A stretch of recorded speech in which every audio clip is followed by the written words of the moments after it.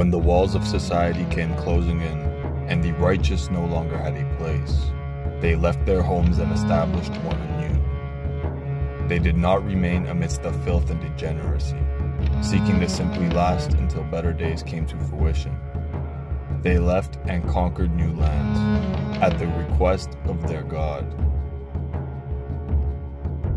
This is the point I want to start with. In so many ways, it showcases how ignorant, oblivious, hypocritical, and narcissistic the Black Hebrew movement is. On one hand, they preach that the white man is a devil who stole the black man's land and possessions. They claim that the white man is inherently evil, as evident through their success in subduing and ruling over foreign peoples. They claim we had to lie, cheat, steal, and destroy in order to gain.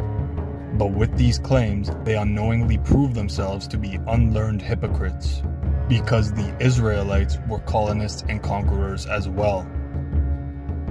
In Joshua 1, the Lord tells Joshua, "Get ready now, you and all the people of Israel, and cross the Jordan River into the land that I am giving them. As I told Moses, I have given you and all my people the entire land that you will be marching over. Your borders will reach from the desert in the south to the Lebanese mountains in the north, from the great Euphrates River in the east through the Hittite country, and to the Mediterranean Sea in the west. Joshua, no one will be able to defeat you as long as you live." The Israelites were instructed to conquer and colonize Canaan, killing every last one of the prior inhabitants.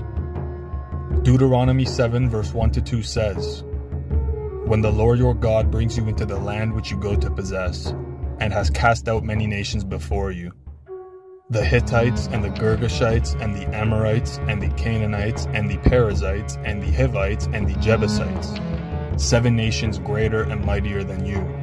And when the Lord your God delivers them over to you, you shall conquer them and utterly destroy them.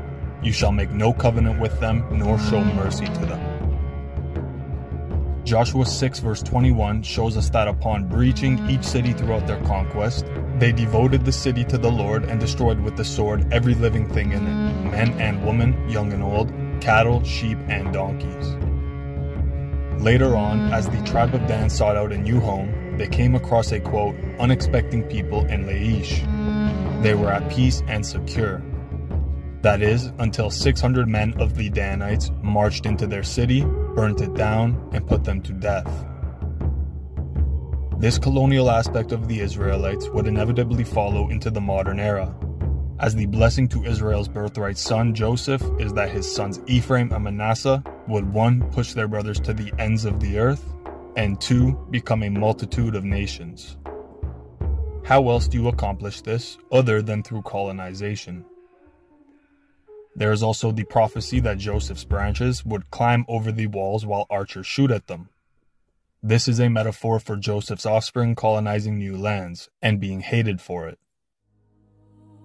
While Ephraim becomes a multitude of nations and holds the scepter of Judah due to the 3 overturns in Ezekiel 21, his brother Manasseh becomes one single nation greater than the rest. These 2 brothers are the British Commonwealth as Ephraim and the United States of America as Manasseh. The only 2 demographics on earth that fulfill the, quote, last days prophecies of Joseph's sons. And this becomes even more evident as you read into the topic further.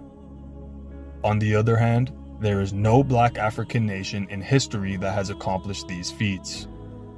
The self-acclaimed black Hebrews acknowledge this, and hence identify the tribes of Joseph as Puerto Rico, another demographic that fulfills none of the Israelite prophecies.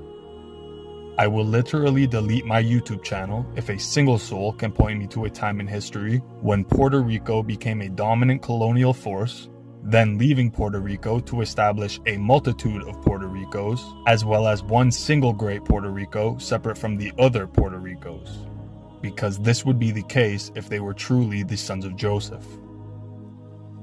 Now, to digress, let me ask those of you in black Hebrew cults, is colonization only okay if it is your ancestors? You demonize the white man for it while simultaneously boasting about your acclaimed Judahite ancestry. Will you acknowledge that Judea and Israel as a whole were established through a brutal conquest in which the prior inhabitants were killed and their cities were burnt down? Does your perspective change along with these facts? Or are you just narcissistic hypocrites, as I suppose? As I go over in so many of my videos, all prophecies regarding the tribes of Israel have been fulfilled by European demographics, who simultaneously carry the exact heraldic emblem of the tribe whose prophecies they fulfilled. The Black Hebrew cults are utterly incapable of debating the facts I present. I have challenged Black Hebrew cults as well as their leaders throughout the last 2 years, and not a single soul has stepped up to the challenge. Factions in Toronto, where I am from, have even gone inside and stopped preaching out in the streets as a means to avoid being embarrassed by me in front of the world. See, their attempts to match tribal prophecies with modern nations are both hilarious and pathetic. Here's a prime example, which fortunately isn't too long. Book of Genesis, chapter 49, verse 27. Benjamin shall raven as a wolf. Shall what? Raven as a wolf. That's their songs, reggae, dance hall. They have a very unique type of sound. That's how they raven as a wolf. Because what does a wolf do? He howls at that moon. Also, being ravenous, that's the dance hall culture. People see video memes and make jokes about how these guys jumping off the top rope in the damn club. That's them being ravenous as wolves, man. Read. In the morning, he shall devour the prey. In the morning, he shall devour the prey. Read. And at night, he shall divide the spoils. At night, he shall divide the spoils, man. Y'all better watch some documentaries on the shower posse and things like that down there in Jamaica, in various yardies. You see how they devour the prey in the morning and divide the spoil at night, right? Used to doing all kind of stick-ups down there on the island, man. They would do, then they still do it, and it's not a small thing. Not just they steal. We're talking about on a heavy level. Read. I can get that shit on that. And then get Deuteronomy 33. If that wasn't on that, get Deuteronomy 33. Also, too, you got the Yardies, I think, over there in Europe, right? Well, yeah, the Yardies is from Jamaica. They go over there to Europe. Which the term Yardie just means you're from Jamaica. Or you from one of the islands. That's when they say a yard. I got to go back a yard. I mean, I have to go back to the island that I come from.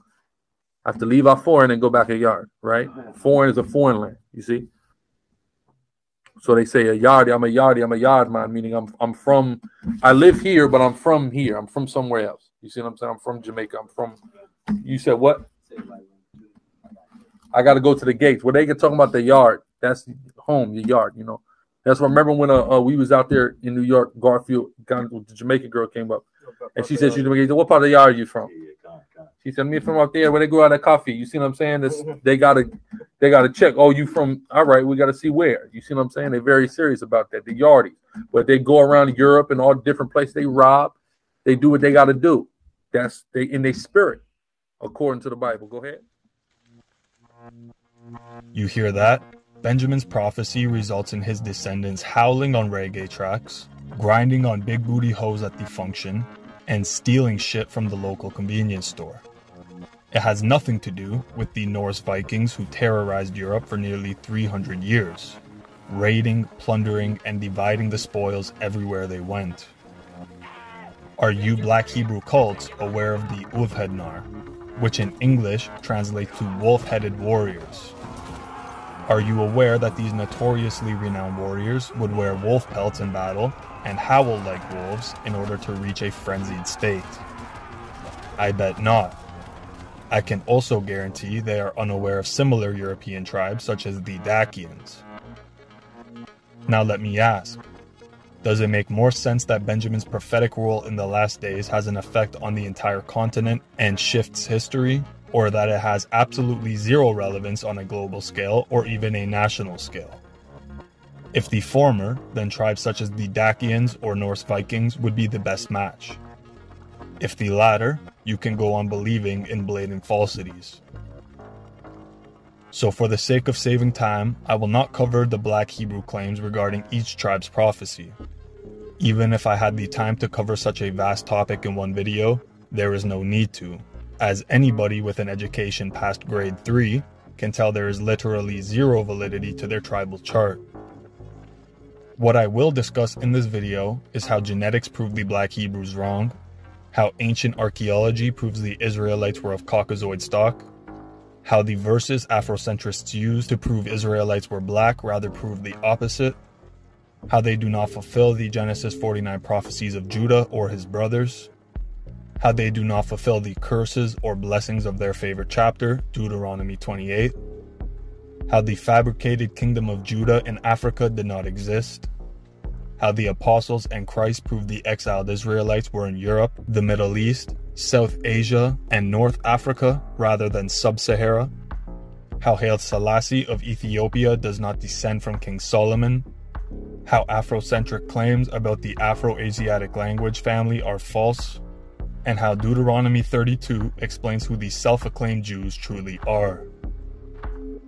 So let's begin. The first thing one must understand is that Israelite tribal status was solely passed down paternal lines. Luckily for us, all men on Earth have a Y chromosome, and the genetic data on it remains unchanged as it passes throughout generations. This means that all of the true patrilineal descendants of Israel will be of the exact same YDNA haplogroup. Problem is, both self-acclaimed Jews around the world and in Israel, as well as Black Hebrew cults in America, lack homogeneity in terms of the Y chromosome. As each group is consisted of members who are not patrilineally related, it is impossible for them to all be Israelites. One example of YDNA completely invalidating the Black Hebrews is the hilariously ironic video of GRLA, a high-ranking member of the Sakari cult, whose YDNA results yield R1b, a lineage of Caucasoid origin. This is after years of him claiming the unrelated E1b haplogroup was the true lineage of Israel. All of a sudden, he now claims that R1b is also Israelite, specifically the tribe of Levi. Well, if that is the case, the majority of Western Europeans and Americans would belong to the tribe of Levi, because R1b is the most common haplogroup in Western Europe, reaching over 80% in the population of Ireland, the Scottish Highlands, Western Wales, the Atlantic fringe of France, the Basque Country, and Catalonia. It is also common in Anatolia, Armenia, the Caucasus, parts of Russia, and Central and South Asia. How is this the case if what self-acclaimed Black Hebrews say is true? I thought white people were Edomites, or Japhethites, or even the seed of Satan. Does your hypothesis now change to fit your needs? Of course it does, because Black Hebrew cults are not here for the truth. They are here for a power trip, they are here to feel special, and they are here to project their anger and hatred towards those who they perceive to be their enemies. Now, as I said, you will often hear these cults claiming that Esau is the progenitor of all white people, and that light skin tones arise due to albinism or vitiligo. But they fail to explain why of all races, it is Europeans who have the widest range of phenotypes. For example, red hair, blonde hair, black hair, and brown hair, blue eyes, green eyes, hazel eyes, and brown eyes, white skin, light skin, and tan skin. How is this the case if white skin, and thus white people, are a product of permanent intergenerational albinism? If that were true, we would have pale white skin and white hair, yet sub-Saharan facial features and skull shapes. We would not have all the mysterious traits that come along with Rh-negative blood, which by the way lacks the antigens found in primate blood. Despite the fact that not one of 612 primate types have Rh-negative blood, type O-negative is the universal donor. That said, Rh-negative blood is only found in less than 15% of the human population. If the self-acclaimed Black Hebrews were correct, we would also carry up to 19% admixture from an archaic ghost hominid, likely related to Homo habilis or Homo erectus, as new studies show that 4 African populations, Yoruba, Isan, Mende, and Gambians, receive 2 to 19% of their genetic makeup from an undiscovered archaic hominin that diverged before the split of modern humans and the ancestors of Neanderthals and Denisovans. White people are simply not descended from a black-skinned man who acquired vitiligo and passed on a generational curse of albinism. When we read Genesis 25 verse 25, we see that Esau did not become light-skinned, but had been Caucasian from birth.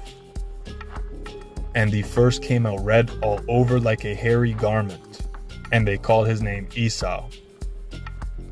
Some people may argue that this verse is referring to him having a red skin tone, but that could not be the case, as it immediately gives context as to why he is red in the following line, by saying he was covered in hair. If he is covered in hair, that means you cannot see his skin, so we can be sure that this verse is saying Esau was born with red hair. Now, the root term translated to red and referring to Esau's red hair is the Hebrew word admoni.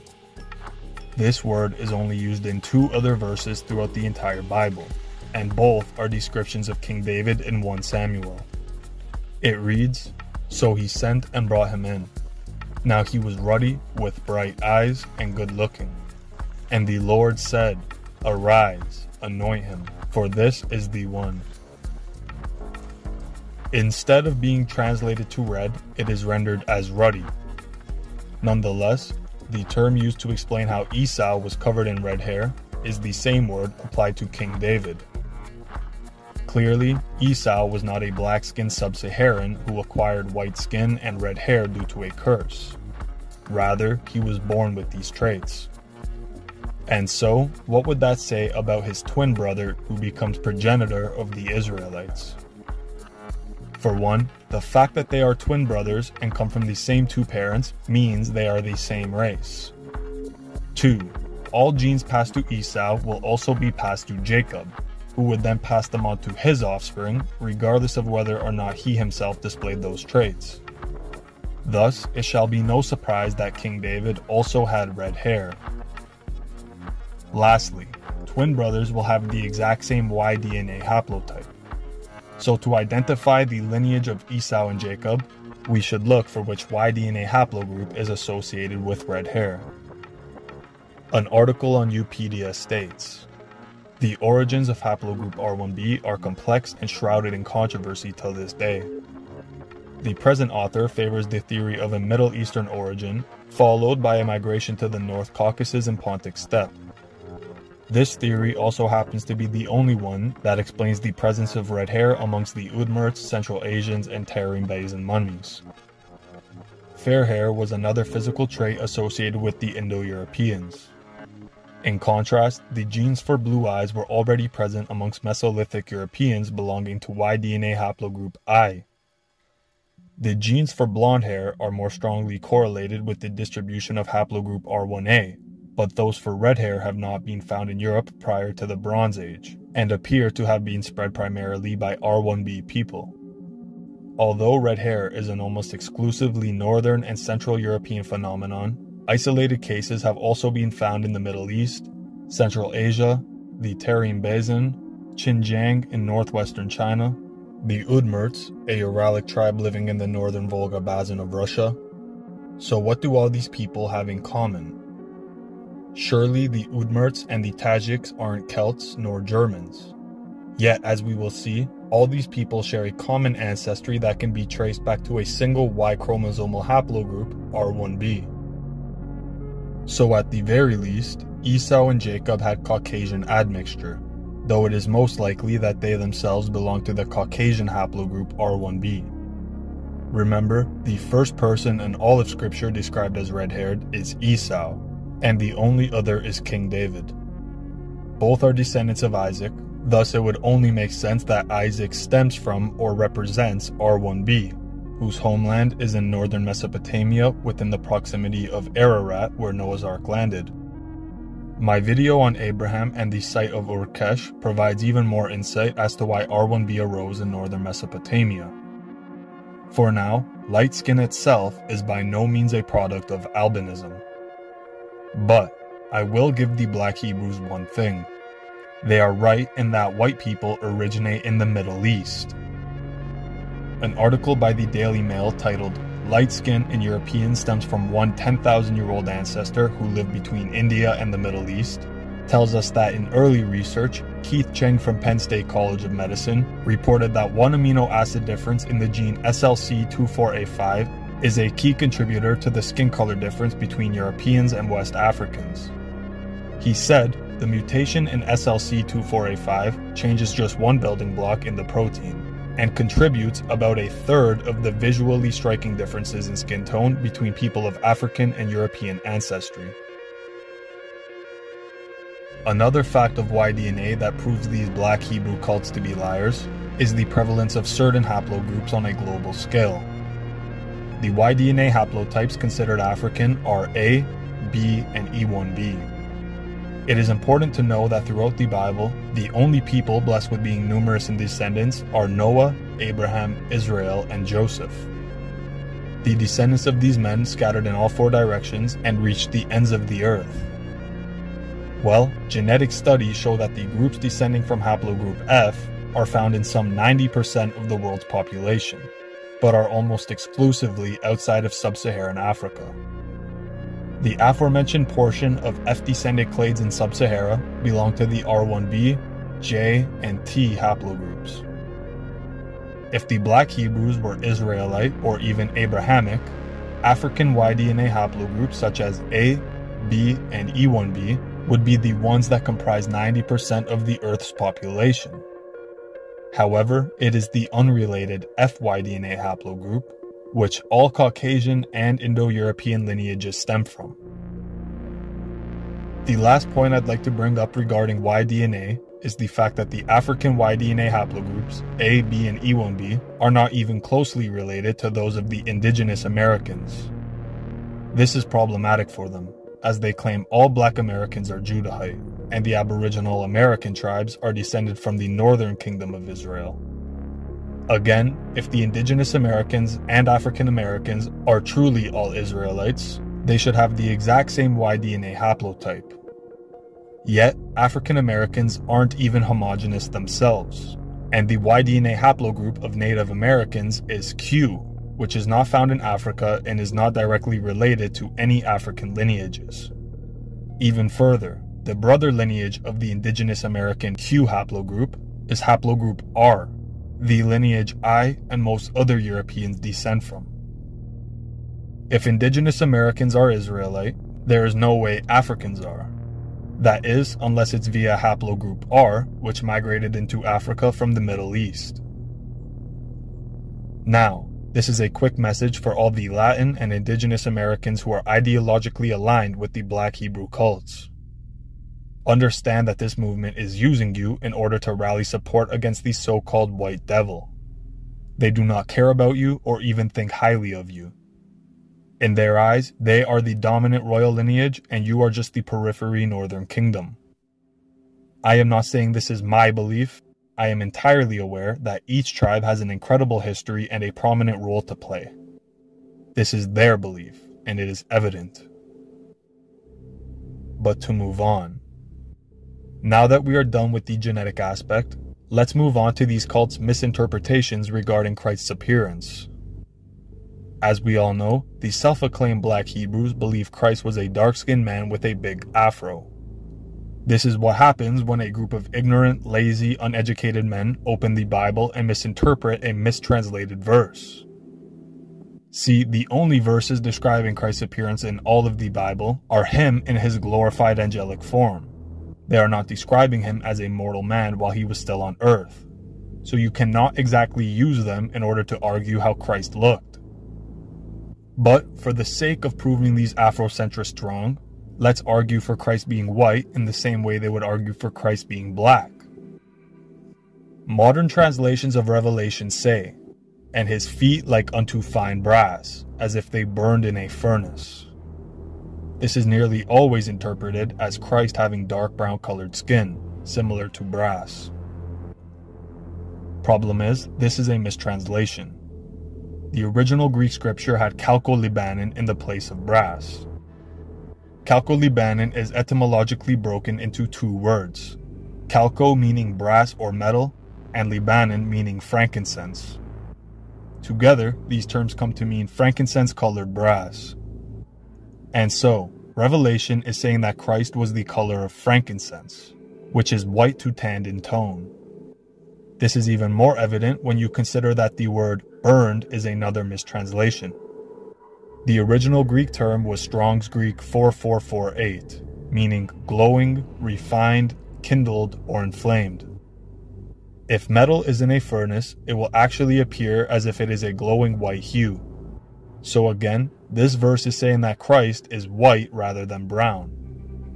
This is further validated shortly afterwards when Revelation says Christ's face is like the sun in its full strength.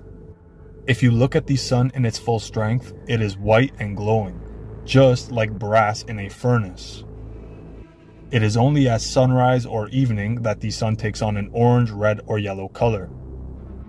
So, when looking at the true translation of Revelation, we see that Christ's arms, feet, and face were not brown like bronze, but white like frankincense. Considering John uses glowing metal in a furnace or the sun to describe this white color, we can assume Revelation is speaking of Christ emanating light. Now, when it comes to Christ's hair, Afrocentrists claim he had a big white afro. However, it never says his hair is the texture or consistency of wool. It says his head and hairs are white like wool, white as snow. So both his head, including face, and his hair are white like the color of wool, like the color of snow. It is not talking about the texture. If the Black Hebrew's misinterpretation is correct, that would mean Christ's entire head and face are the texture of wool or snow. But that doesn't make sense, does it? This verse is simply claiming his hair is white. And even then, consider that wool is closer to Mediterranean hair types than that of Africans, which is far too coiled to ever resemble wool. You can look at ancient art from Greece, Rome, and even Israel, depicting fair-skinned people with bushy hair similar to that of wool. On the note of ancient depictions of Israelites, we have mosaics, frescoes, and busts, none of which depict a dark-skinned man or somebody with African features. For example, we have the ancient Judean synagogue mosaic from Sepphoris, which depicts numerous light-skinned bushy-haired Israelites, one of which having prominent red hair. At this same site, we also have an illustration of Isaac's binding at Mount Moriah, in which two servants are awaiting Abraham's arrival. The one on the left has light skin and reddish-brown bushy hair, while the figure beside him has light skin and dark bushy hair. Then we can move on to the Hamat Tiberius mosaics, which similarly to the Sepphoris mosaics, depict a bushy red-haired Israelite man holding scales. Around him, we see numerous women, all having light skin and brown hair. We also have ancient Judean synagogue mosaics from Beit Alpha, and although nobody in this depiction has red hair, they are shown to have big bushy blonde afros. Of course, this is accompanied by light skin tones, similar to the rest of the Judean synagogues from the time of Christ, such as the Hukok mosaics from Galilee, which depict red-haired Levitic priests meeting Alexander the Great. In this mosaic, Alexander is also depicted as a redhead, and this is something corroborated by historians.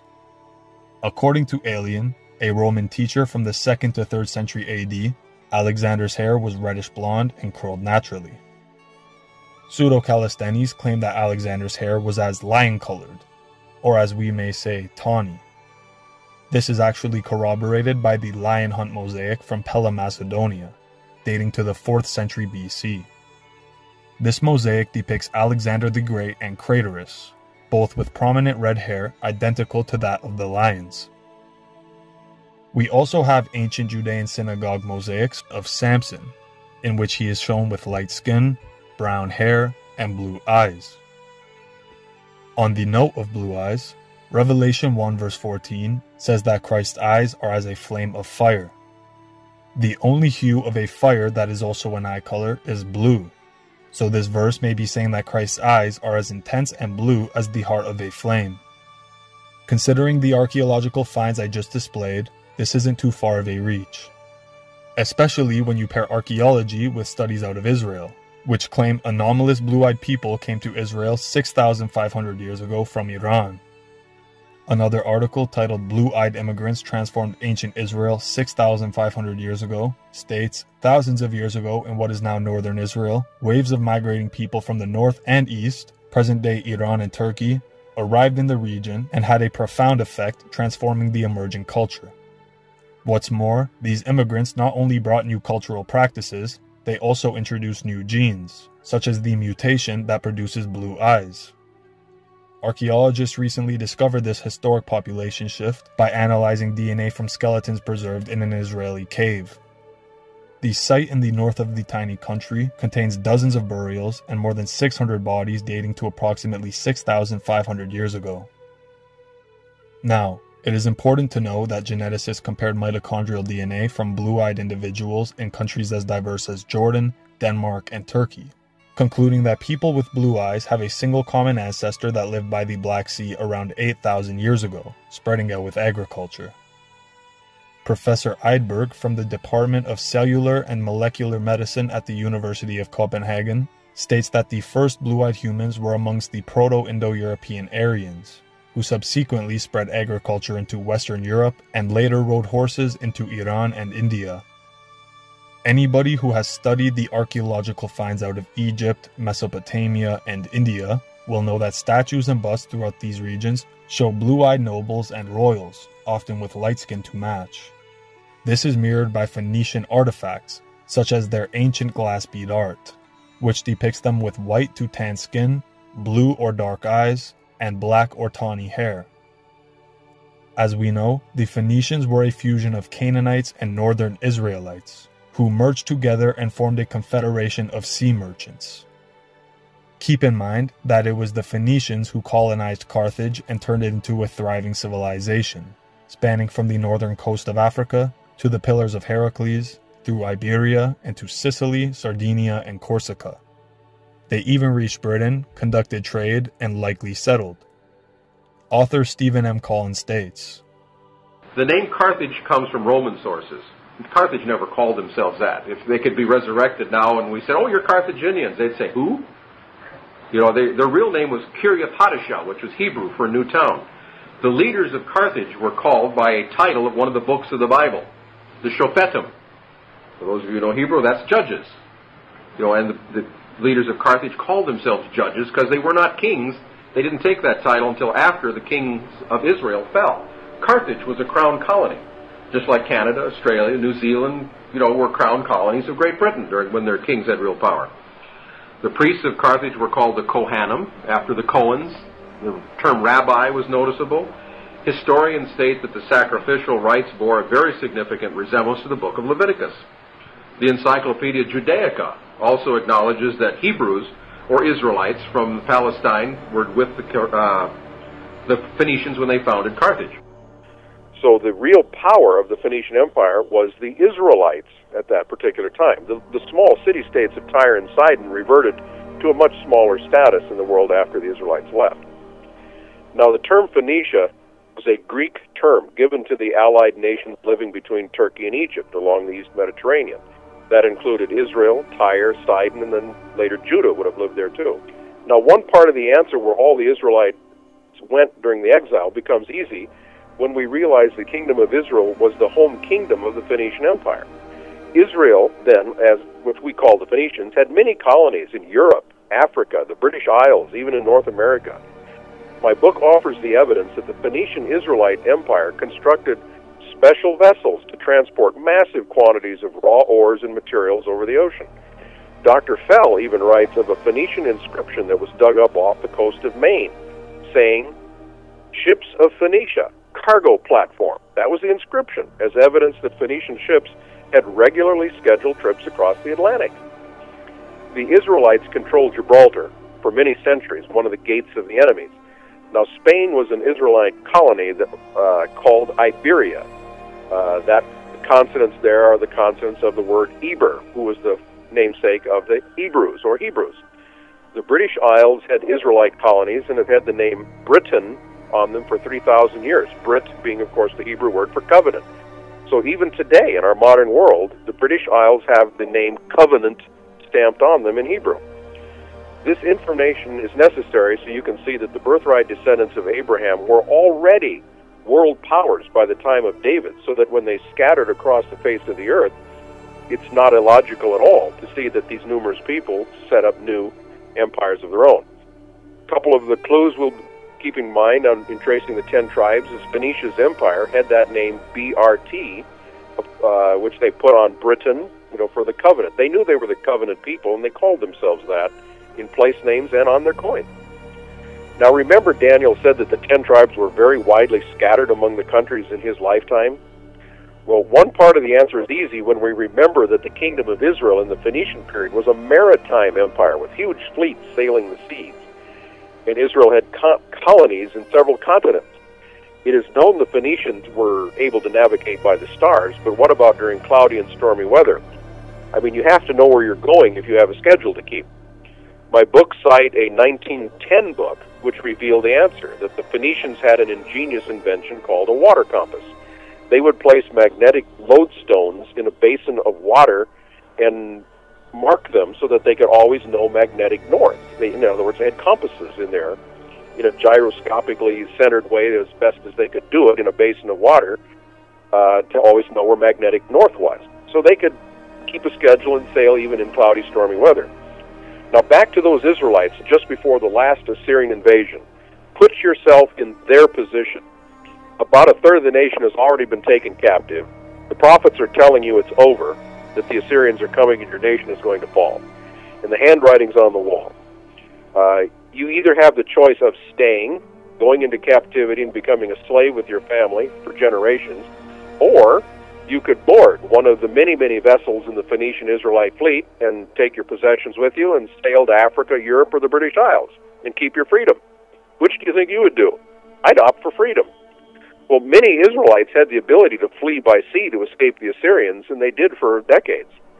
Spanish archaeological records confirm that many wealthy Israelites came to Spain with their wealth before Assyria defeated Israel. Ancient British and Irish records record large numbers of the tribe of Simeon and Dan, it names them by name, as arriving in Ireland and Wales about the time Samaria fell. In fact, so many Israelites wanted out, they had to establish an entirely new colony in North Africa. The Israelites called it Kiryat Hadashah. In Hebrew, this was New City. It grew wealthy, and it had inherited all of the Phoenician trade routes in the Atlantic. It possessed immense fleets of its own, and it almost destroyed Rome under its famous general called Hannibal. This is the Hannibal who marched those elephants across the Alps into Italy. Hannibal is really an Israelite name. It's a combination of the word Hananiah and Baal, as the Carthaginians worshiped Baal, the same false god that the Israelites went into idolatry in. Now, we don't know this city as Kiryat Hadashah, its original name, because it was destroyed by the Romans later. And we know it by its Roman name, which is Carthage. So we call them the Carthaginians instead of the Kiriathinians. So we know it by its Roman name as an accident of history. But Carthage's language and culture was Hebrew, although they developed later their own script. Its leaders were called the Shofetim, or judges. Its priests were called the Kohanim, or in other words, priests in Hebrew. When we look at ancient art out of this city-state, we see a people with clear Caucasoid features, no different from that of the Romans or Greeks nearby. This is what we should expect if we are to believe 1st century Jewish historian Josephus, who indirectly claimed in Antiquities of the Jews, Book 12, Chapter 5, that Judean high priest Onias, along with another renowned Judean named Tobias and his sons, were indistinguishable from the Greeks. This would mean that alongside Judahites, many Israelites, and thus Phoenicians and Carthaginians, would also resemble the Greeks. Even further, this Judean high priest Onias had been corresponding with the king of Sparta regarding their common ancestry from Abraham. In 1 Maccabees 12, verse 20 to 23, we hear of a letter written by Sparta's king and sent to the high priest Onias. It reads, Arius, king of the Spartans, to Onias the high priest. Greeting. It has been found in writing concerning the Spartans and the Jews that they are brethren and are of the family of Abraham. And now that we have learned this, please write us concerning your welfare. We on our part write to you that your cattle and your property belong to us, and ours belong to you. We therefore command that our envoys report to you accordingly. This is no surprise to those who study the Bible and its corresponding history, as the Spartans belong to the Dorian ethnographic. These Dorians actually invaded Greece around 1000 BC and were not native to the land. As their name suggests, they migrated to the Aegean from their homeland of Dor in Israel. This land was allotted to the tribe of Manasseh, who eventually became very prominent in both Greece and Macedonia. Now, while teaching at Berkeley, Hebrew scholar and rabbi Shea J.D. Cohen wrote that Jews and Gentiles in antiquity were corporeally, visually, linguistically, and socially indistinguishable. Even the sages of the Rabbinic Academy could not discern Romans in their midst. Some historical and mythological figures of Greece described as having red hair are Athena, Aphrodite, King Menelaus of Sparta, Achilles and his son Pyrrhus, Alexander the Great and his mother Olympias, Queen Cleopatra of Egypt, and many more whose names we will never know. On the other hand, Homeric figures such as Ganymede, Peleus, Meleager, Agamede, Rhadamanthys, and Helen are described as being blonde. This even extends to deities such as Apollo, Demeter, Dionysus, Eros, and Leto. Furthermore, Wikipedia states that the traces of hair color on Greek korai probably reflect colors the artist saw in natural hair. These colors include a broad diversity of shades between blonde, red, and brown. There is also the blonde Kouros head of the Acropolis. This is the head of a lost marble statue depicting a young Athenian man. This sculpture was likely created by one of the teachers of Phidias, Hegias of Athens or Agelatus of Argos. The original blonde paint that once covered the curly hair is faded, but remnants of the paint are still visible today. In terms of Rome, Cato the Elder and his lineage were recorded as having red hair, as was the notorious Emperor Nero and Empress Livia. When it comes to blonde Romans, there is Emperor Octavian, General Sulla, and even the Flavius dynasty, whose name referred to their progenitors' blonde hair.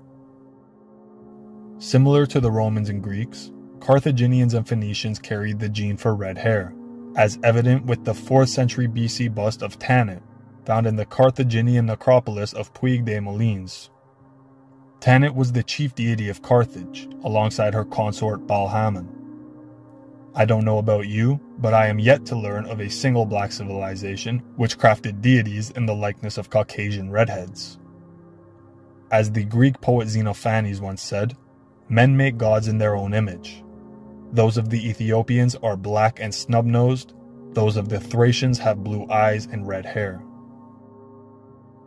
Now a quick note on these Thracians mentioned by Xenophanes.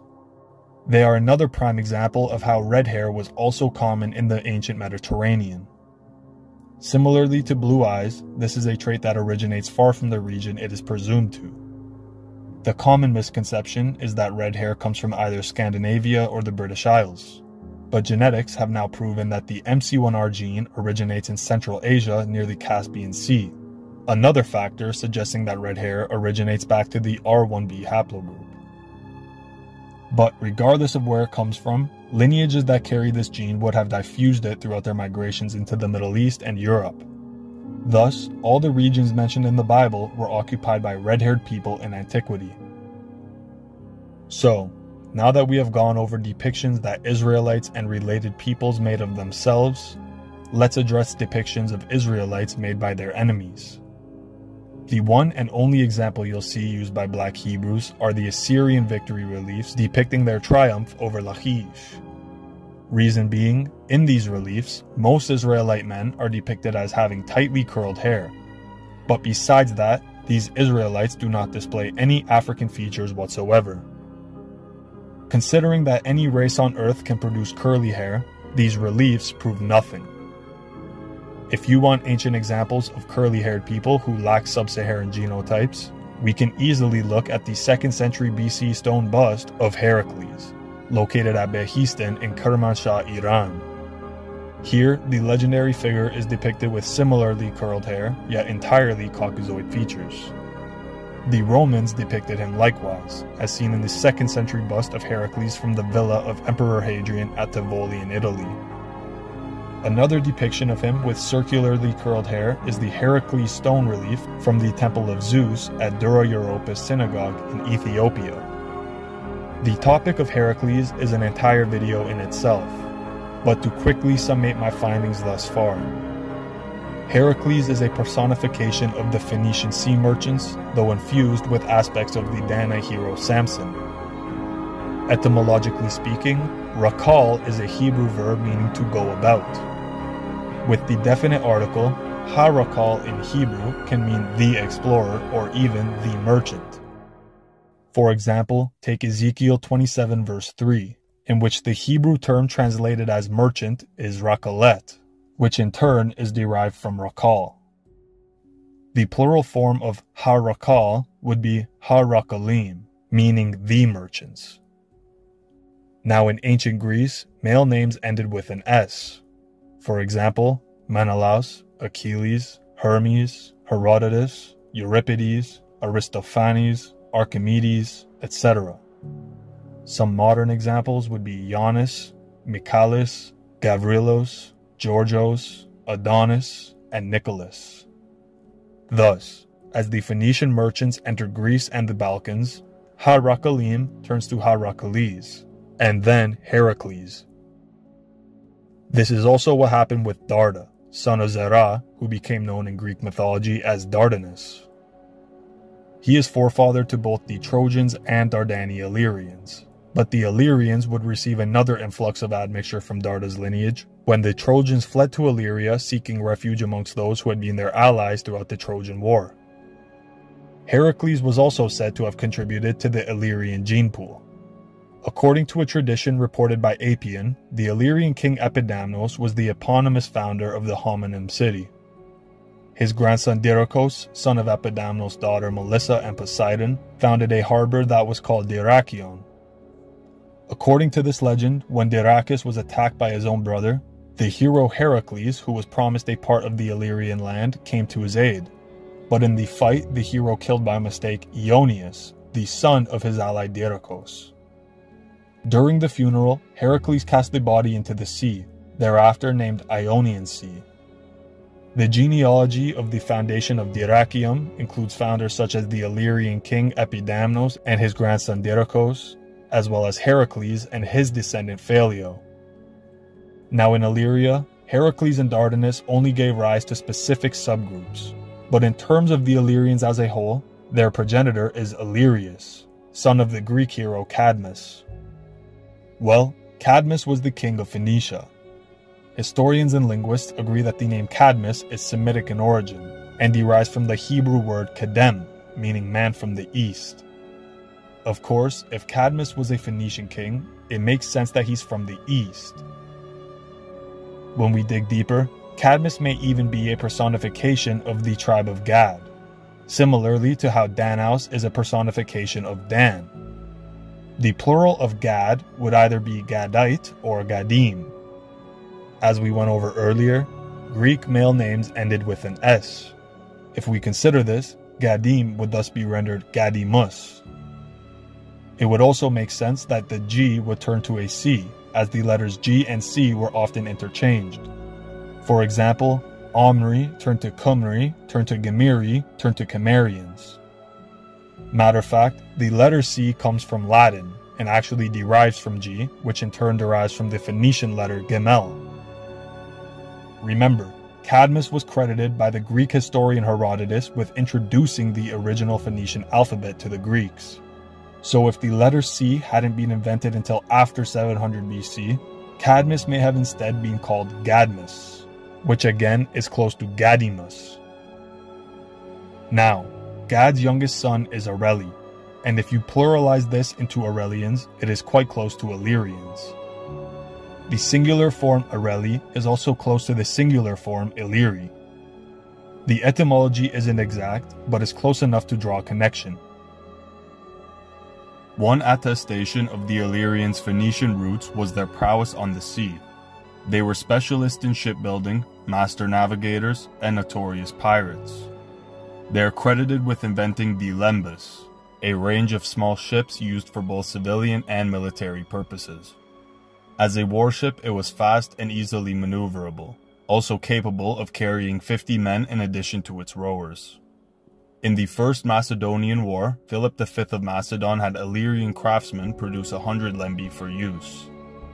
Under the legendary Queen Tuta, Illyrians used these ships at Elis, Mycenae, Esau, Epidamnus, Apollonia, Corcyra, Paxus, and Phoenicia, an Illyrian Epirot town named after the Phoenicians. The Illyrians also used these ships at Medion under command of King Agron. Illyrian warships were adopted by many peoples, especially the Greeks and Romans. The earliest evidence of these vessels is from the design of a ship incised on bronze greaves from Glasenac, dating from the 8th to 7th centuries BC. The front of this ship is constructed in the form of a horse head, and this is significant because the only other people in antiquity to have horses as ship figureheads were the Phoenicians. This horse emblem is prominent in Carthaginian coinage and iconography, further implying a Phoenician origin for Illyrian shipheads. Not to mention, the flag of Illyricum displayed a crescent moon and six-pointed star. For one, other than the donkey, the moon and stars is a tribal emblem of Issachar, a tribe whose Genesis 49 prophecy was fulfilled by the Illyrians. Secondly, the six-pointed star is the Star of Remphan, mentioned in Amos 5 verse 36 and Acts 7 verse 43. Acts 7 verse 43 tells us that for adopting this pagan symbol from the Canaanites, the Israelites were exiled beyond Babylon, which is into Anatolia, the Balkans, Central and South Asia, and Scythia. The fact that these Israelites were dispersed beyond Babylon would explain the claim from Josephus that there were but 2 tribes in Asia and Europe subject to the Romans, while the 10 tribes are beyond the Euphrates till now, and are an immense multitude, not to be estimated by numbers. With that said, these Illyrian Israelites would have brought the Star of Remphan symbol from Phoenicia prior to the Assyrian captivity. Not only is it seen on the flag of Illyricum, but also on certain Illyrian coins, in which it is depicted with a central point and 6, sometimes 8, thin rays extending in each direction. So, when we see the Illyrians bearing the 6-pointed star, it is a sure-tell sign they descend from the Phoenician Israelites, who themselves adopted this emblem from their Canaanite counterparts. We can know for certain that the Illyrians were Israelites, as in Romans 15 verse 19, Paul states, "Through mighty signs and wonders, by the power of the Spirit of God, so that from Jerusalem and round about to Illyricum, I have fully preached the gospel of Christ." Due to commandments made by Christ in the book of Matthew, we know that the apostles solely preached amidst the lost sheep of the house of Israel, and this is something I will expound upon later. For now, the Illyrians were inexplicitly identified as Israelites by the apostle Paul. This would explain the presence of Hebrew or Hebrew-related names in Pannonia dating to the 1st to 4th centuries AD.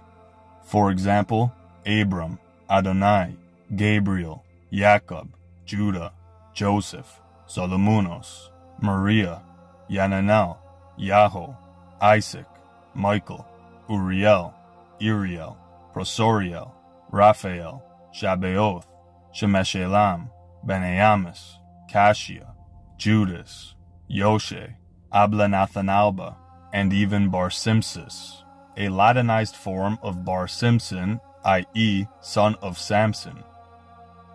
In a paper titled Jewish Presence in the Danubian Province of the Roman Empire, Dr. Tibor Grul from the University of Pécs in Hungary writes that during the Roman Empire there were Jews in Raetia, Noricum, Pannonia, Moesia, and Dacia. Today, 8 European countries share this area: Switzerland, Germany, Austria, Hungary, Croatia, Serbia, Romania, and Bulgaria. Not only are there archaeological remains of synagogues with Hebrew names and prayers inscribed in the walls, but there are also gravestones and treasures such as jewelry. For example, the inscription on a gold leaf amulet found at an ancient cemetery in Carnuntum, Pannonia, dating to the 2nd to 5th century AD, contains a prayer written in Hebrew with Greek letters. It says, "Hear, O Israel, the Lord is our God, the Lord is one. Amente." The phrase read in the inscription is known as Shema Yisrael, and repeats the words written in Deuteronomy 6 verse 4. Dr. Gruel writes that the deceased child in this grave was likely a member of the Jewish family rustica, meaning his family comprised of agricultural field workers. Now, besides Cadmus and Dardanus, Danaus is another figure who represents an Israelite tribe. After fleeing persecution in Egypt, he migrated to Greece and founded the Mycenaean city of Argos. Danaus is a personification of the Danite contingent who parted Moses and the Israelites between the time of Joseph's rule in Egypt and the Exodus. Again, if we consider that male names in Greek ended with an S, it makes sense that Dan, or his descendants, would collectively become known as Danaus amongst their Greek descendants and counterparts. Now, the reason Hercules parallels Samson is because of the strong role played by Danites in the formation of the Phoenicians. As we know, Samson himself was a Danite, and thus would have been venerated amongst his tribe. We actually know that the Danites practiced ancestor veneration due to practices like renaming new settlements, rivers, or landmarks after their forefather Dan. Thus, we get the Danan, Danoi, or Danian Greeks, or even Macedonians, both of which claim descent from Hercules. So, what are the parallels between him and Samson? They are both famous for their strength, both slayed a lion with their bare hands, both wiped out entire armies single-handedly, both are known for their use of a club in battle, both are responsible for the death of their first wife in a fire, and both had a weakness for women which clouded their judgment and led to their demise. The connection between Dan and Greece is attested to by Ezekiel 27 verse 19, which says, "Dan also and Javan, going to and fro, occupied in thy fairs. Bright iron, cassia, and calamus were in thy market." Javan is the Hebrew name for Greece, and thus, Danites and Greeks are mentioned as being alongside one another as merchants. This passage also associated them with Tyre, and so, this is showing us that Danite Phoenicians had formed relationships with the Greeks. Another interesting location tied to the Phoenicians and descended Carthaginians is the Strait of Gibraltar, which lo and behold has been renamed the Pillars of Hercules. It only makes sense as the Phoenicians held a monopoly on maritime dominance, thus possessing the gates of their enemies as Abraham's seed was prophesied to. Drawing again from Stephen M. Collins, who so perfectly summates the connection between the Israelites, Phoenicians, and Carthaginians. Carthage grew strong and rich. They had such a powerful navy that for centuries they forbid the Greeks and Romans to even go out into the Atlantic. That was their private playground and their private domain, because they exploited the Atlantic world for their own wealth. And Carthage was known as an incredibly wealthy city. Carthage had Gibraltar, or as they called it, the Pillars of Hercules. That's one of the gates of their enemies, which is one of the promises that God gave Abraham for his seed. Frederick Pohl's book, Atlantic Crossings Before Columbus, quotes 2 Greek accounts of Carthage's secret Atlantic land. So they learned about it, they just couldn't go see it. One is a fairly respected source, Aristotle. He states, in the sea outside the Pillars of Hercules, the Carthaginians found a wilderness with navigable rivers. Carthage, the master of the Western Ocean, which meant the Atlantic, observed that many people attracted by the fertile soil and pleasant climate resided there. Carthage decreed no one else under penalty of death would be allowed to sail there. They kept the land secret. Another Greek writer wrote, "There lies a very great island in the vast ocean, many days' sail westward from Africa. The soil is fruitful, a great part of it is mountainous, but there's a large plain watered with several navigable rivers, the Mississippi, the Missouri, the Ohio, etc. The mountainous part is clothed with very large woods." Well, obviously this is North America. And the Greek histories also record that the Carthaginians sent fleets with tens of thousands of settlers out through the Pillars of Hercules. They assumed they were going to colonies in Africa or Europe, And now, through the work of Barry Fell and the Epigraphic Society, we know a lot of those colonists came to our side of the Atlantic. Carthaginian coins, writings, and artifacts have been found in Colorado, New York, Alabama, Georgia, Connecticut, Nevada, and other places. But why are these facts not in textbooks? Well, obviously it's being suppressed. We're in a Darwinian evolutionary society. They don't want anything out there that supports the Bible or gives credibility to it. They want to defend their God, natural selection. But the fact is, the Phoenicians and Carthaginians sailed the oceans for centuries. They knew the wealth that was out on the other side of the Atlantic and other places. They wanted to scare everybody else away. So they invented those maps you see in the ancient world where it shows these monstrous sea creatures that would just gobble ships, you know. So the Carthaginians invented that to scare their enemies off the ocean so they could have a monopoly. And they understood latitude and longitude. They knew how to navigate with the trade winds and the currents back and forth across the oceans with no difficulty. But, well, Carthage did have an entire civilization here. Historians discuss two mysterious civilizations in ancient America. The Adena people, who inhabited the Ohio River Valley, they can identify from about 1000 BC onward. Now that's the time of King David and Solomon when they were sending fleets across the ocean until they merged with the Hopewell people around 300 to 200 BC. They died out centuries later, but 300 to 200 BC is a key time as well. That's the time of the Punic Wars, when the Carthaginians were losing to the Romans and more of their people left for their colonial system as refugees. The Epigraphic Society also has a quote that I put in my book that Presidents Jefferson and Harrison, about the mound builders, they were wondering if these weren't built by the lost tribes of Israel. And one of the artifacts in an Adena grave was translated by Barry Fell as Punic in the form of an alphabet used in Iberia, that was in Carthage's territory, in the first millennium BC. It was a language of Carthage which was from the Hebrew. So as soon as they found out that, oh, there's Semitic goods in these mounds, we don't want to dig up anymore. You know, the establishment didn't want to find out anything more there. There were Semitic names and grave goods. They even had copper hides. Those of you who, it was a form of ancient currency. It was a copper that looked like a rectangle with hooks on it. And they've even dug those up in American sites. It is thus entirely plausible to suggest that the Pillars of Hercules were named this due to the maritime dominance of the Phoenicians who held this location under their control. And now, referring back to my point of how the Carthaginians and Phoenicians carried the red hair trait, if this were true and Hercules truly was a personification of these people, we should expect to see red hair in populations who claim descent from Hercules. The most notable of which, the Heraclidae. From this bloodline rose two dynasties in Sparta called the Agiads and Eurypontids, one dynasty in Corinth called the Bacchidae, another dynasty in Argos, which funneled into the Temenid dynasty, and most notably of all, the Argead dynasty of Macedon, which produced Philip II and his son Alexander the Great. All of the aforementioned people were known to have carried the red-haired trait. For example, Alexander the Great, as I mentioned earlier, had reddish blonde hair similar to that of a lion. His mother Olympias was also known to have red hair, which she undoubtedly inherited from her forefather Achilles. In ancient documents, Achilles is described as having reddish blonde hair. Likewise, Achilles' son Neoptolemus was often called Pyrrhus, meaning fiery or red, and this nickname referred to his red hair. He became progenitor of the ruling dynasty of Molossians in ancient Epirus. Both Plutarch and Thucydides describe this royal bloodline as being a red-haired people. And this all sheds light on why Achilles is depicted with a prominent red beard and long red hair in ancient Greek pottery.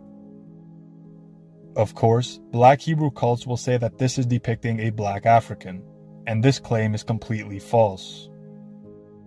This was simply a style of ancient Greek art in which all male warriors were painted black as to signify the grief and struggle they endured. Anybody who honestly seeks out ancient Greek art is well aware that they were a white-skinned people. It is absolutely clear that both the Heraclidae sons of Heracles and the Achaedae sons of Achilles carried the red-haired trait. These lineages would coalesce and bring forth red-haired figures for millennia after their initial merging. For example, Cleopatra VII of Egypt, who herself was a descendant of Alexander the Great's general, Ptolemy Soter. Contrary to the Afrocentric blackwashing propagated by Netflix, Cleopatra was not a black-skinned sub-Saharan African. Rather, she was a light-skinned, red-haired woman with distinctly European features. She, along with the Hebrews and figures such as Achilles, Macbeth, and Jarl Hakon, are prime examples of the ongoing attempt to steal Indo-European history and rebrand it as African. I myself am a living attestation that these people were white.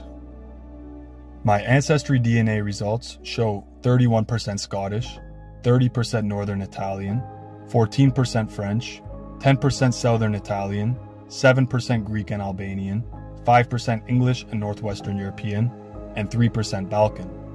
Yet when we go to my closest ancient population DNA matches from my true ancestry, we get Illyrians, the Gauls who were conquered and assimilated by Rome, the Romans themselves, Scordisci, who are a mix of Illyrians, Gauls, and Thracians, and the Pannonian Illyrians. My ancient sample breakdown for all ancient samples shows Illyrians, Romans, Pannonian Illyrians, Roman Hispania, Samnites, Gallo-Romans, Achaean Greeks, Scordisci, Al-Andalus, Kingdom of Macedonia, Gauls, Germanic Cherusci, Franks, Dani, Thracians, Corinthian Greeks, and Gepids. But when it comes to my ancient deep dive breakdown, we get Illyrians, Romans, Scordisci, Gallo-Romans, Pannonian Illyrians, Carthaginians, Al-Andalus, and Phoenicians.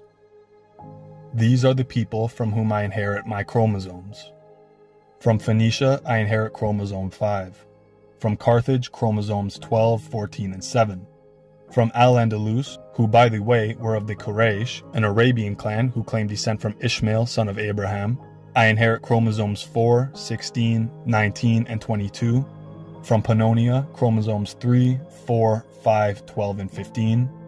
From the Scordisci, chromosomes 3, 4, 5, 10, 11, 12, 15, 17, and 19. From the Gallo-Romans, chromosomes 3, 5, 8, 10, 12, 14, 15, 16, 17, 19, and 21. From Rome, chromosomes 2, 3, 4, 5, 6, 8, 10, 11, 12, 13, 15, 16, 17, 18, and 19.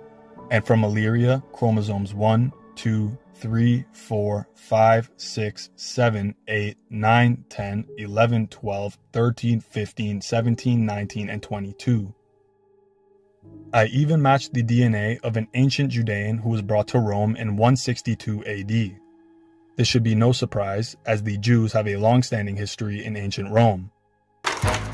And it was right here, in 70 CE, that the Roman Emperor Vespasian decided to send his many legions into Jerusalem. The city had been occupied by Rome for some 70-odd years, and now the Jews had revolted, and so Rome sacked the city. They burgled the many riches from Jerusalem's temple and knocked it down. They returned to Rome with over 10,000 Jewish slaves in tow, and they paraded them right through this forum. But Roman historian Leah Klein tells me that it would have been a horrific and sad parade for many of the onlookers. We're talking about the defeat of Judea. Meanwhile, there were Jews in Rome. I mean, Rome was not just Roman. There were probably 11 synagogal communities in Rome. That's a lot. That's a lot of synagogal communities, but they were named after the emperor. So they took it seriously that they were Roman and Jewish at the same time. They went to the baseball games. Absolutely. They certainly played Roman, and they did everything that a Roman would do, except for their own particular needs as Jews and their own religious traditions. There were at least 30,000 Jews in Rome in the 1st century CE. Not counting slaves. Not counting slaves. 30,000 Roman citizens who were Jewish. That's a lot of citizens. Which means that they certainly had a voice in Rome. They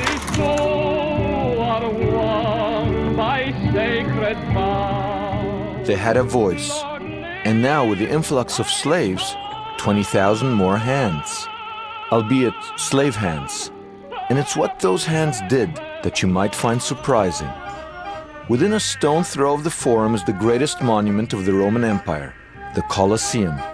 And while it has stood for almost 2,000 years as an example of brilliant Roman engineering and architecture, historian Alan Epstein tells me thousands of its builders have never been truly recognized. But when the job was done, the demand for slaves slumped. Because of huge supply, the bottom dropped out of the slave market in Rome. Slaves once worth a few large aureus were now sold for a few dupandi. That's going from gold to bronze for you barbarians out there. It was a good thing for the Jewish slaves, though, because it meant that many of them were able to buy back their freedom. It's for me, for my wife, and for my family. One. And you might be surprised that after that, most of them didn't leave Rome. Why? It's around 80 CE in Rome, 10 years after the legions sacked Jerusalem and brought home thousands of Jewish slaves to build things like the Colosseum.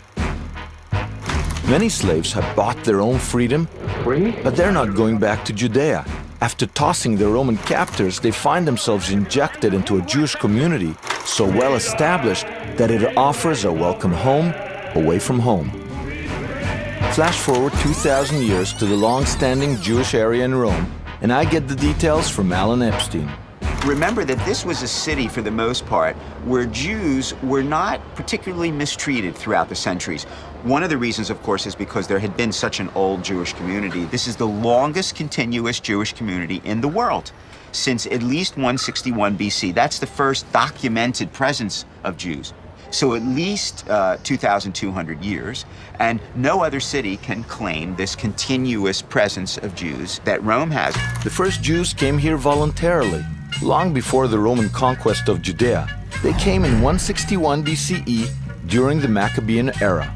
The book of Maccabees tells us that they came as envoys to negotiate protection from the invading Syrians.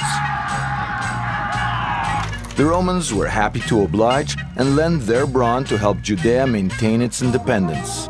Many of these Jews stayed in Rome and organized a Jewish community. The reason why they come here is because Rome has become the masters of the universe. They've conquered the Western Mediterranean. They're now going toward the Eastern Mediterranean, and so... This was where the action was. This is where the action is. Makes sense to send a delegation of ambassadors and merchants and begin to open up trade with these people who are now obviously going to rule the roost here. If my DNA is closest to an ancient Illyrian of all possible tribes, civilizations, and admixtures, I'm sure it's plausible to say that the Illyrians, who were said to be tall and fair, as well as ethnically indistinguishable from the Thracians, also carried red hair. And for those who claim that my red hair comes from Scotland alone, consider that my mother is not Scottish in the slightest. Both of her parents are from Italy. My maternal grandmother and her sister both have curly red hair, which I ended up inheriting as well. From birth, I have had curly hair, so it's hilarious to hear Afrocentrists claim that a stone relief is depicting a black man because it simply portrays somebody with curly hair. We can see numerous depictions of Greeks from ancient times in which they are depicted with similar hair to that of the Israelites in Assyrian reliefs. This style is trademarked by circular clumps of hair representing curls.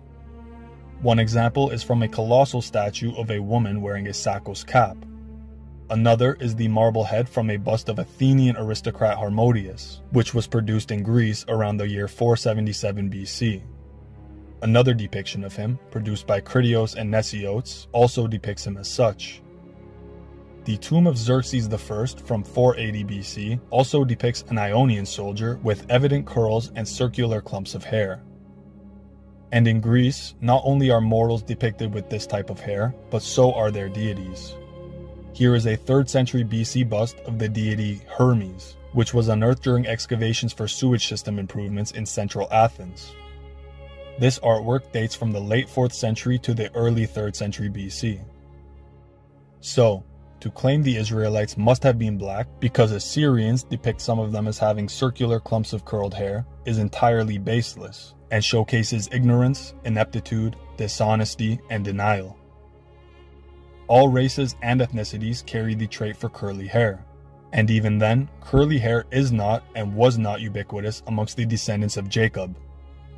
Take, for example, the Assyrian depiction of King Jehu from the Black Obelisk of Shalmaneser III, erected in 827 BC. Jehu is the only Israelite king in history that we have a verified depiction of, and he is shown with straight hair down to his shoulders plus a beard. We don't get a representation of his skin tone, but we can assume it would be close to that of the anonymous king depicted in this biblical era bust from northern Israel, dating to the 9th century BC.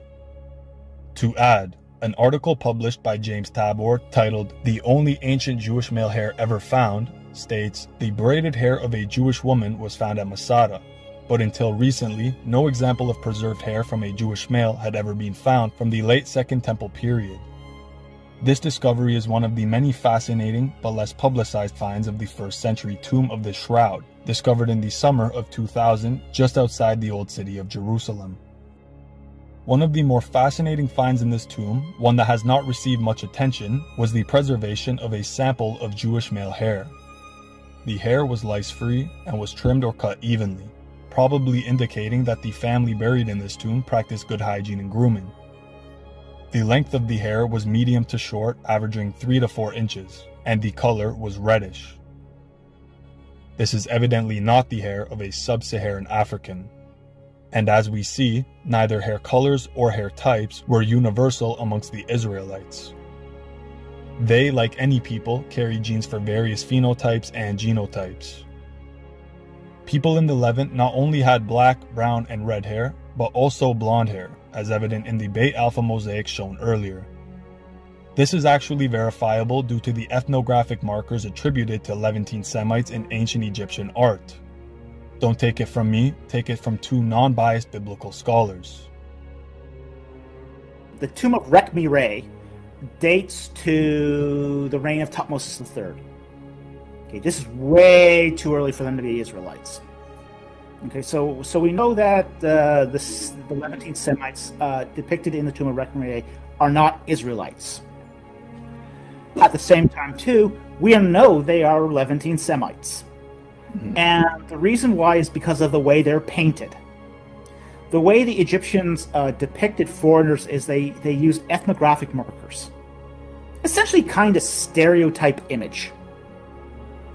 And what they did was they portrayed Levantine Semites as blonde. Yeah, we don't think of Levantine Semites as blonde.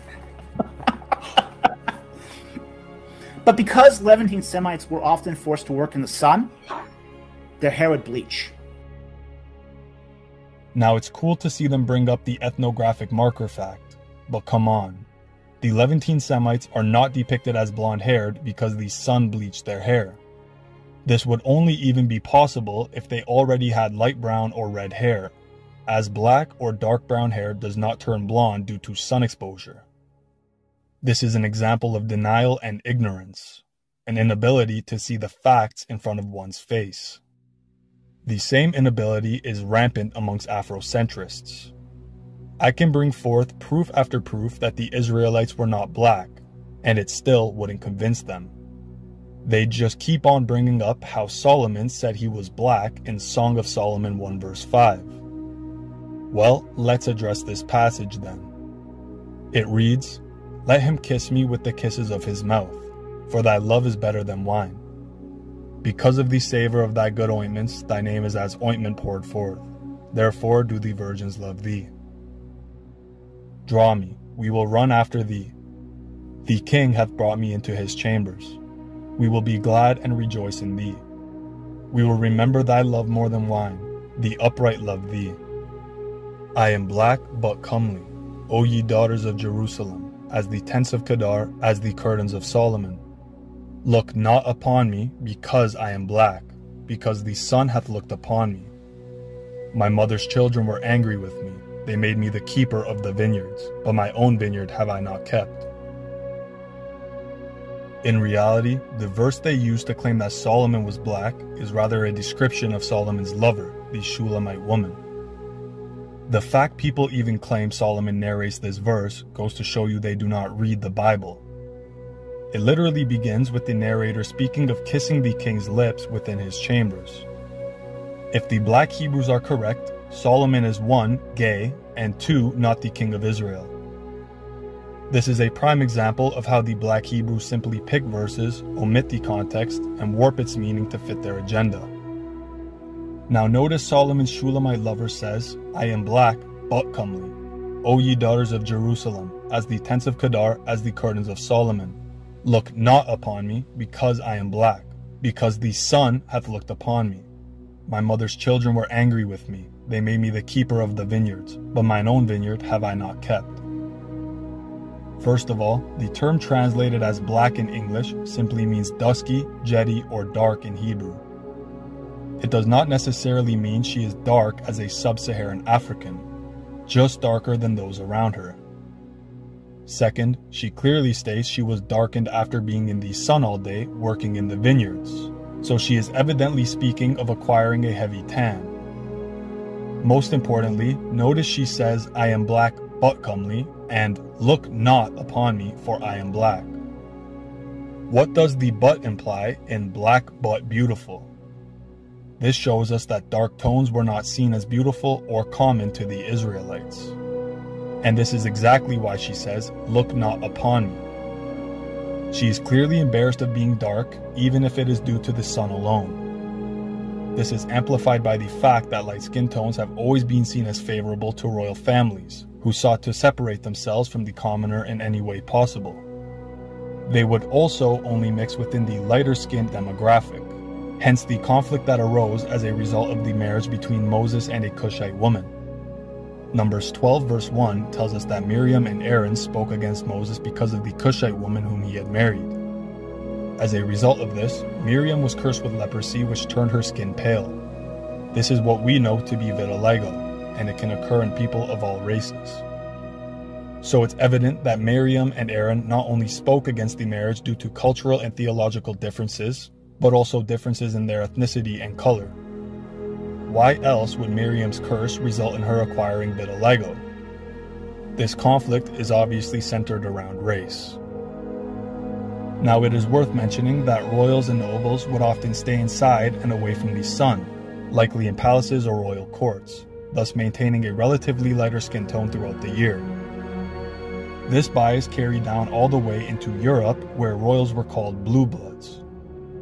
Essentially, their skin was so light that you could see their blue veins beneath. All of this is likely the case for Solomon's lover. This is discernible through multiple factors. For one, working outside in the vineyard was her punishment, which implies she does not often perform manual labor outdoors. 2, she acquires a sunburn or tan, which implies she has been avoiding the sun for at least a while. And 3, Song of Solomon 7 verse 4 suggests she has a farmer's tan. In this verse, Solomon says, Your neck is like an ivory tower, your eyes like the pools in Heshbon by the gate of the Bath Rabbim. Of course, ivory is white, and if her neck is white like ivory, it is possible that her hair or a headdress covered the back of her neck, thus protecting it from the sun and preserving her white skin tone. Also notice it says her eyes are like the pools at Heshbon. This is a metaphor for her bluish-green eyes, which resembled a pool in tone. Yet another case of a blue-eyed Israelite. Now when it comes to Solomon himself, the clues begin in Song of Solomon 5 verse 11, where we are told that his head is like the finest gold, his locks are wavy and black as a raven. The Septuagint translation says his head is as very fine gold and his locks are flowing black as a raven. Lastly, the Aramaic version says his head is like a rock of gold and his locks are straight and black as a raven. So regardless of which translation we use, his hair is not an afro like most black Hebrews would claim. His hair was wavy and black, possibly even straight. So on to the next clue. His head is said to be like the finest gold. Well, notice it doesn't say his head is the color gold, rather it says his head is like the finest gold. So what is the difference between gold and fine gold? Fine gold is simply shinier, and in the prior verse we hear that Solomon is white and ruddy. The term translated as white is not Laban, which means pure white, but rather means radiant, dazzling, or bright. Essentially, when saying his head is like the finest gold, it is saying that light radiates off his face and shines like the finest gold would. That said, it definitely is possible that his head was the color gold. Reason being that in Song of Solomon his lover says, "His hands are rods of gold set with beryl.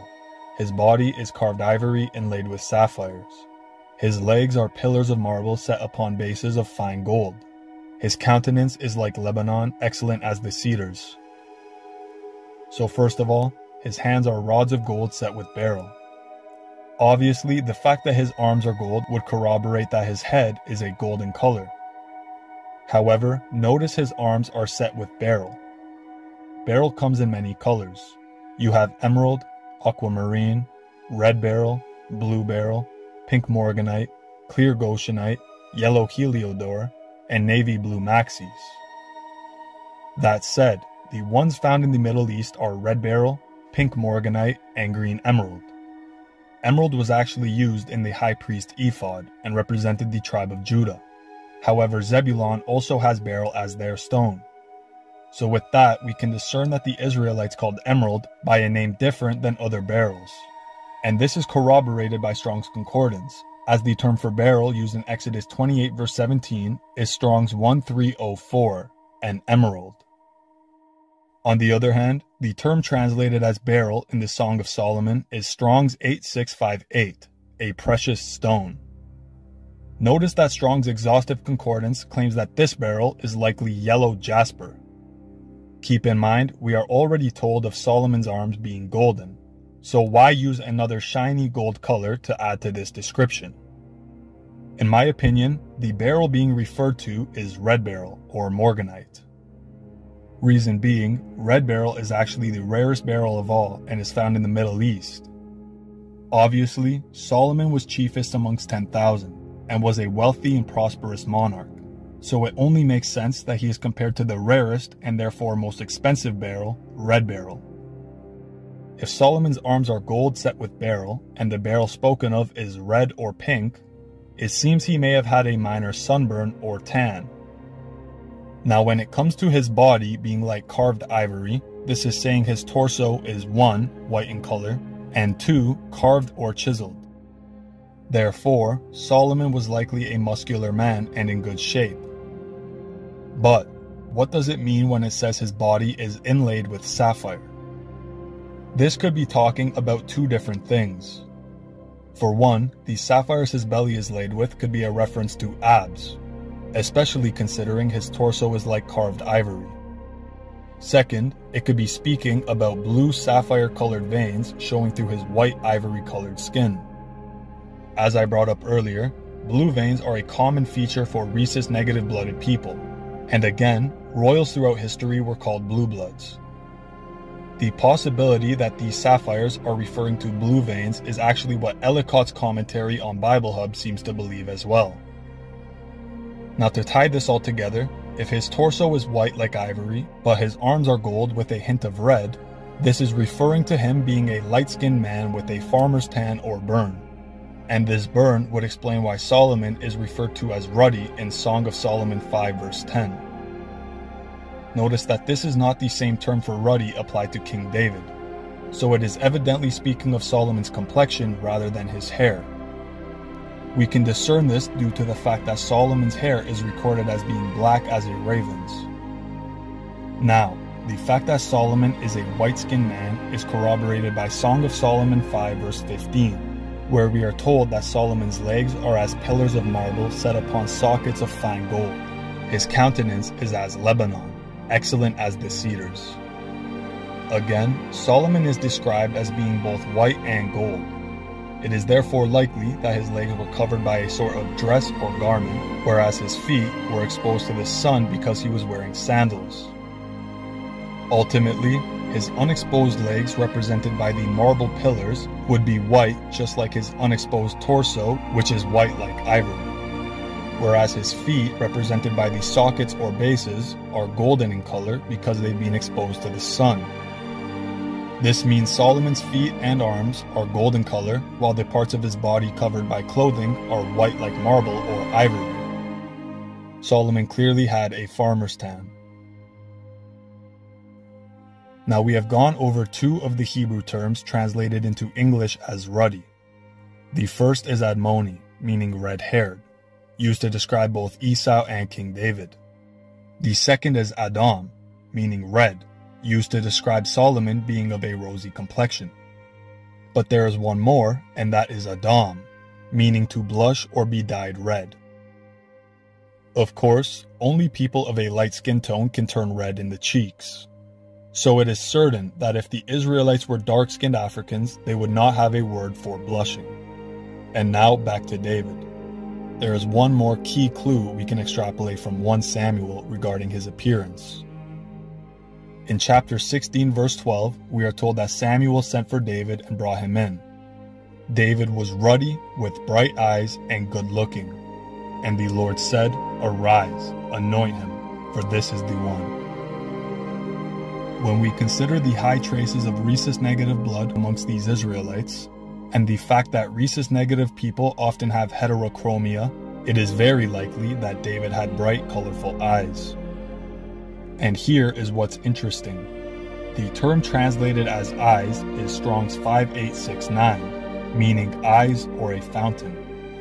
Obviously, fountains hold water, and bodies of water are blue or green in appearance. So, King David likely had blue or green eyes, possibly even bluish-green eyes, and when we consider that David's eyes were beautiful, bright, and colorful, it becomes evident that David is of Aryan stock, just like the rest of his Israelite kin. There is no debating these facts. Hence why so many self-acclaimed black Hebrews resort to making hilariously ignorant and racist claims like white people can't even be in Israel or they'll melt and turn red. That's a funny joke. Tell that to all the white people living in Australia, Israel, or South Africa. All places just as hot or hotter than equatorial Africa. Now, it is my opinion that most of the skin cancer we see amongst Caucasians is not from the sun, but rather the toxins and chemicals they have tricked us into lathering onto our bodies for, quote, protection. We are the only people on Earth who are programmed to hide from the sun and wear cancer as a screen against it. This is a massive psyop. I can assure you that as a kid, I burned every time the sun came out, despite the fact I was drenched in sunscreen. Since I stopped using sunscreen about 5 years ago, I haven't had a single sunburn. I've been to the Dominican Republic, Cabo, Texas, and Florida. The sun was never once an issue. People who make these ignorant claims about white people not being able to withstand the sun must not be aware of what causes sunburns. It is the juxtaposition from harsh winter to hot summer. The body isn't able to acclimate quick enough, so it burns. This only occurs for a short period, and then the body begins taking sunlight normally. However, another winter would come and reset the process. If we go by the standard view of how white skin arose, the mutation would arise because our ancestors were brave, courageous explorers who sought new lands, refusing to stay put in the same spot since their conception, as others so gladly did. Remember, both the sons of Abraham and the Israelites would end up traveling in all four directions, all the way to the corners of the earth. African Americans so often brag about their melanin, while shaming others for their lack of it.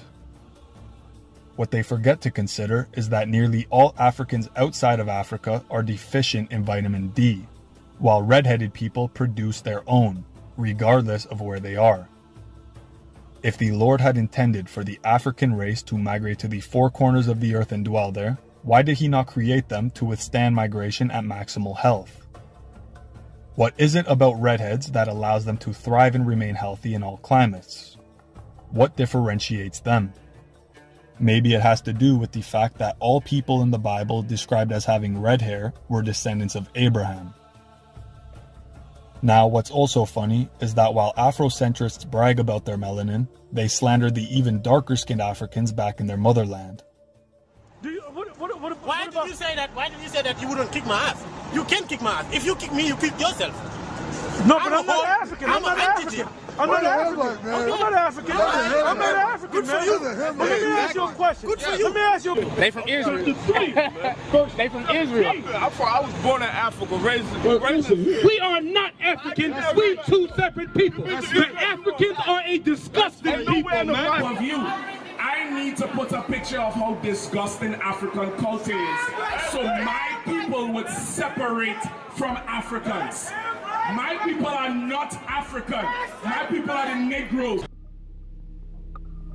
See, black Hebrews claim they are not the same as Africans.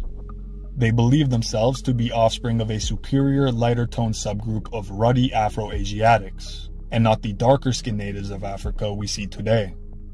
Little do they know, the difference in skin tone between them and Africans is 100% due to European admixture. Keep in mind, the average black American can trace 25% of their ancestry to Europe. So in reality, these black Hebrews are literally bragging about their white ancestry while demonizing the traits they claim are superior, i.e. melanin. European genetics are the reason why you self-acclaimed Jews are, quote, separate from Africans. So go on gloating all you want, white supremacists. Now we have gone over verses regarding the appearance of Christ, David, Solomon, and Solomon's lover. But what about the rest of the verses that supposedly prove the Israelites were black? Let's have a look. I go about blackened, but not by the sun. See, self-acclaimed black Hebrews will use this verse to claim that Job was black, while completely redacting the context and root terminology. For one, when it says he is blackened, he is speaking emotionally. The Hebrew term translated as blackened is koder, meaning to be ashy, dark-colored, or to mourn. So Job is evidently mourning and in emotional pain. This is clearly the case, as prior to this verse, he had lost all his property, his children died, and he had begun to turn ill. You have to be void of thought and full of ego to believe this verse is speaking of color. Now, the fact Job even acknowledges the sunken dark in him shows us that he is not a sub-Saharan, as sub-Saharans are already as dark as can be due to constant exposure of the sun. Now onto Lamentations 4 verse 7. Like all other verses the black Hebrews use, mentions of this verse are completely void of context.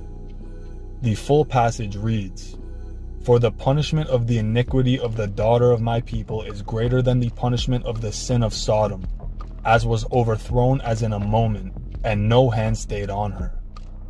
Her Nazarites were purer than snow, they were whiter than milk. They were more ruddy in body than rubies, their polishing was of sapphire. But their visage is blacker than coal. They are not known in the streets. Their skin cleaveth to their bones. It is withered, it is become like a stick." You will never hear Afrocentrists mention the verses prior to Lamentations 4 verse 8, because without context, you can certainly make the case that the Nazarites were black. But by simply accounting for the previous lines, it becomes extremely evident that this is talking about a group of people turning black rather than being black. And even then, that is a gross misinterpretation. Understand that the term black is applied only to their visage, which means one's face or facial expressions. When you hear about a group who is white and ruddy, but whose visage has been blackened, this is referring to the suffering that is worn on their face, rather than the literal color of their face changing. If this verse was trying to claim all Israelites were black, it wouldn't have to say they were blackened, because they'd already be black. Furthermore, the verse wouldn't be referring to their visage being black, as their entire bodies would have been black, not just the face. This line is ultimately speaking about a group of healthy people who have now been beat down and withered, a group whose vitality has been dimmed and expressions have been darkened. Lamentations is evidently using a figure of speech and is not claiming the Nazarites were literally black-skinned. Now on to Jeremiah 14 verse 2. "Judah mourneth, and the gates thereof languish. They are black unto the ground, and the cry of Jerusalem is gone up." Again, a verse brought up without any context or acknowledgement of the root terminology. Similarly to the case with Job, this verse is entirely about mourning and not skin color. It even uses the exact same term as Job. Thus, a proper translation of "they are black unto the ground" would be "her people mourn unto the ground," or even "her people mourn for the land." Now, Acts 13 verse 1. In the church that was at Antioch, there were certain prophets and teachers: Barnabas, Simeon, who was called Niger, Manaen, who had been brought up with Herod the Tetrarch, and Saul. Another case proving the black Hebrews do not research a thing they claim. This verse is in no way about the Israelites. It is speaking of one single man at a church in Antioch, which is in Anatolia, and it does not even call him sub-Saharan. It only implies that he is darker than those around him. That said, consider how Saul himself is an Israelite of the tribe of Benjamin, and he is calling Simeon Niger as well. If it was the Israelites who were black, why isn't Saul the one being called Niger by the lighter-skinned Anatolians? This is because Saul, along with the rest of the Israelites, were light in complexion. As we saw earlier, they were ethnically indistinguishable from other Mediterranean peoples. So at the very most, this verse proves that there were darker-toned people living in Anatolia during the time of Christ, a fact that nobody is debating.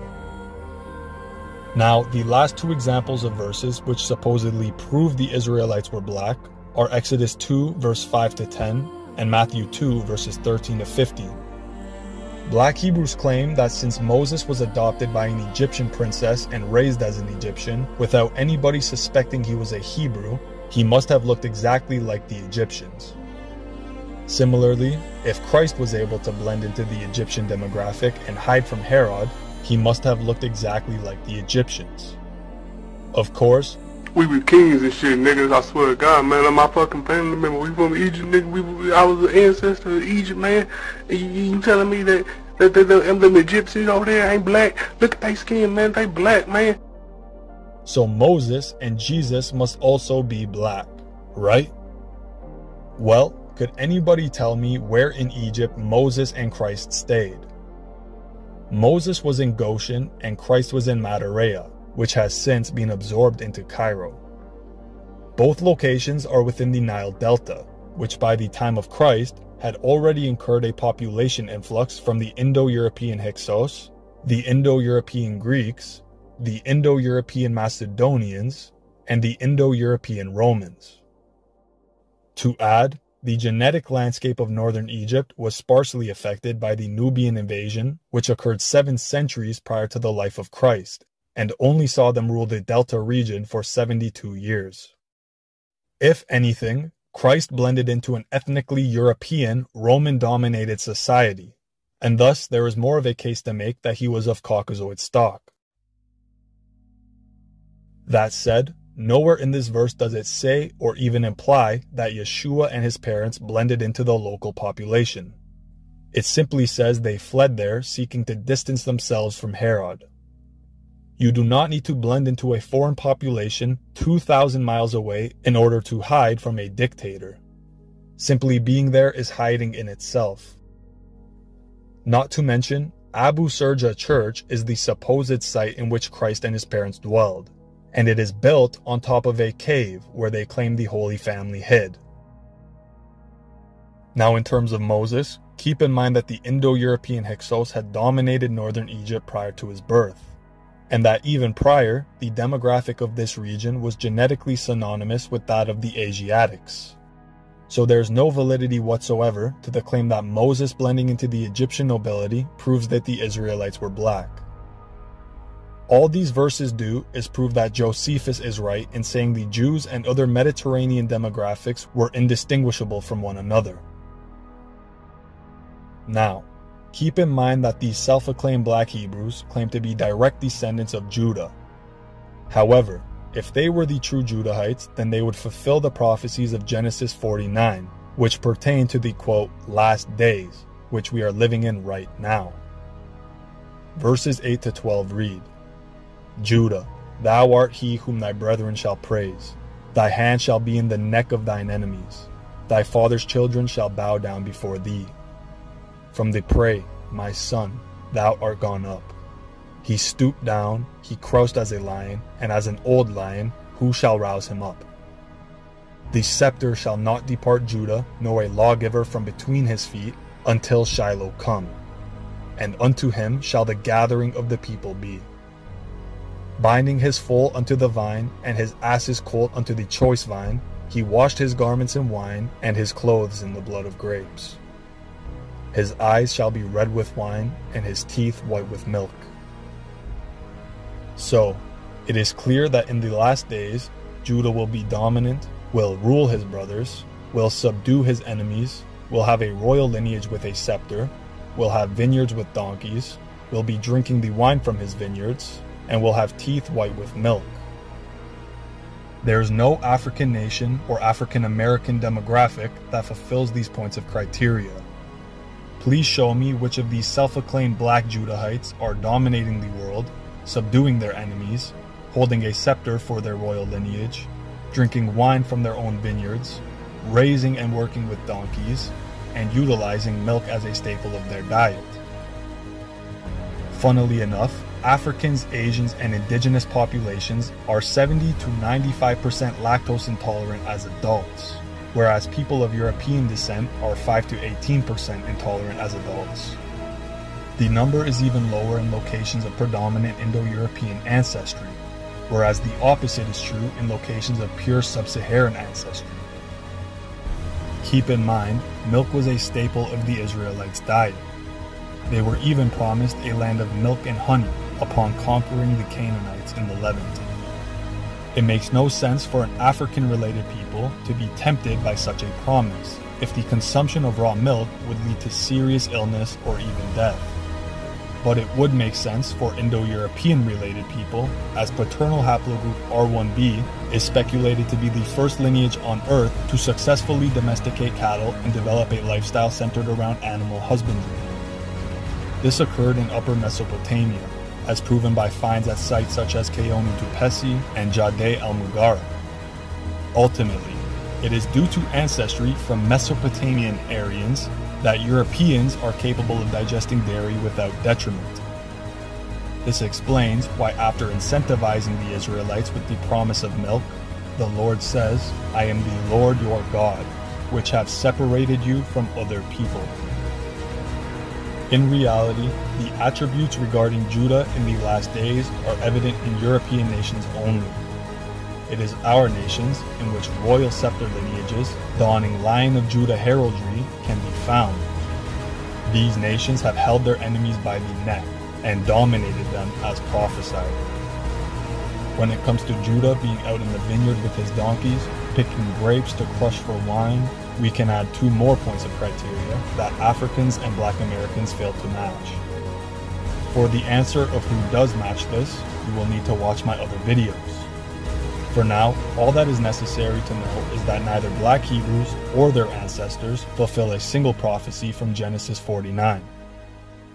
It is for this reason that they so desperately cling to the curses of Deuteronomy 28. This passage outlines a set of curses for those Israelites who disobey the Lord's commandments and refuse to live by his laws. And so, the self-acclaimed Black Hebrews claim the reason they do not fulfill the prophecies of Judah is that they're under this set of curses. With that, they claim there is no way to escape the punishment of these curses, as Deuteronomy 28 verse 46 says, "These curses will be a sign and a wonder to you and your descendants forever." There are multiple problems with this claim. For one, does it say these curses will be a punishment forever, or does it say a sign forever? A sign is an indication. These curses are a sign of what is to expect for those who disobey the Lord. But saying these curses are indefinite and last forever is a blatant falsity. What about all the Black Christians who live by the Ten Commandments, follow Torah, and genuinely love the Lord? Do you mean to tell me that these people are subject to live a life of destitution and despair for the sins their ancestors committed 3,000 years ago? That surely is not the case. Secondly, If these people are truly Israelites and live in accordance to the Ten Commandments, Torah, and Christ's instructions, why is it that they do not fulfill the blessings on the flip side of Deuteronomy's curses? Black Hebrew cults intentionally ignore the blessings because they claim to live by the book. Thus, if they were true Israelites, they would be blessed and begin to fulfill the prophecies of Genesis 49. Yet, all they've done since their conception is stand on street corners yelling like a bunch of lunatics. They've literally been around longer than I've been alive, yet have nothing to show for it. Third of all, Black Hebrews ignore the fact that multiple biblical bloodlines are cursed and destined for destruction. Who is to say that the negative circumstances they face in life are not due to their descent from Cain or Canaan? Of course, they would never consider this, but it is more likely than them being Judahites. Lastly, African Americans do not match any of the curses written in Deuteronomy 28. Their entire argument hinges on verse 68, which says, "The Lord will send you back in ships to Egypt, on a journey I said you should never make again. There you will offer yourselves for sale to your enemies, as male and female slaves, but no one will buy you."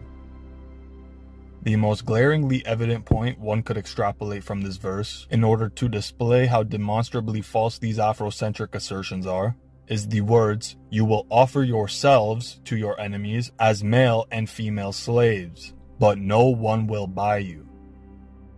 First of all, did Africans offer themselves to their captors as slaves, or were they brutally invaded and conquered by neighboring tribes, marched to the coast, and then sold to European traders without any say whatsoever in what happens to them? The answer is the latter. Secondly, the Hebrew term translated as slave is abed, which was only ever used in reference to male servants. Likewise, shifka solely referred to female servants. Though both these terms are mistranslated as slave, the Hebrews did not practice chattel slavery, but rather enlisted bondsmen and bondswomen. This is why the King James Version refers to the term abed and shifka as such. So, what is a bondsman or bondswoman? These are synonyms for indentured servants. Indentures are agreements between two parties regarding long-term labor. The length of servitude may be a specified number of years or until the servant reached a certain age. However, once their contract expires, the servant is granted their freedom. On the other hand, a slave was permanently denied their freedom unless they or somebody else could obtain the means to purchase them out of it. As we know, this rarely happened. The practice of indentured servitude was common in the British Empire and Americas from the 1600s to 1900s. Originally, these indentured servants were Caucasians who traded their labor for a period of 4 to 7 years.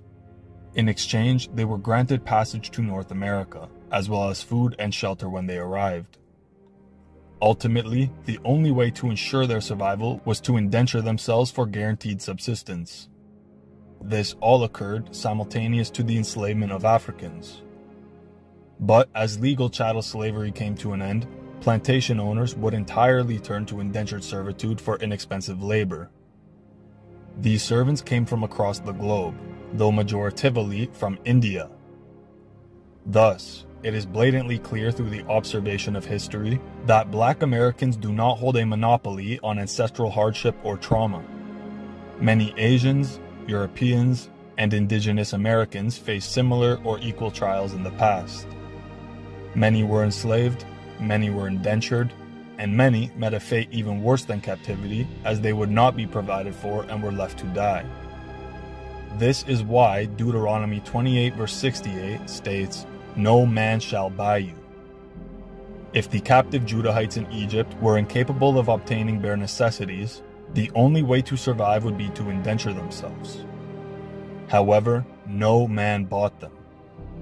Thus, they would slowly but surely perish, suffering a gradual crawl towards an inevitable demise. Black Americans cannot say the same for their ancestors. In reality, African slaves in the transatlantic trade were bought at least 2 to 3 times throughout their captivity. First to slave traders who arrived on African shores, next to a slave master in Europe or the Americas, and then for some to other slave masters seeking to trade property, or even to abolitionists purchasing them out of slavery. You Afrocentrists are ignorant to the fact that there were colossal movements of Europeans and Americans fighting for the release of your ancestors. This particular purchase out of slavery was often paid with the voluntary bloodshed of men who left their families behind and died in the most brutal of ways so that your ancestors could give rise to a new generation. It was never Africans who fought for your emancipation. Africans, the ones who marched inland to slaughter and capture your ancestors, centuries before the white man arrived to simply reap the benefits of an already established slave trade.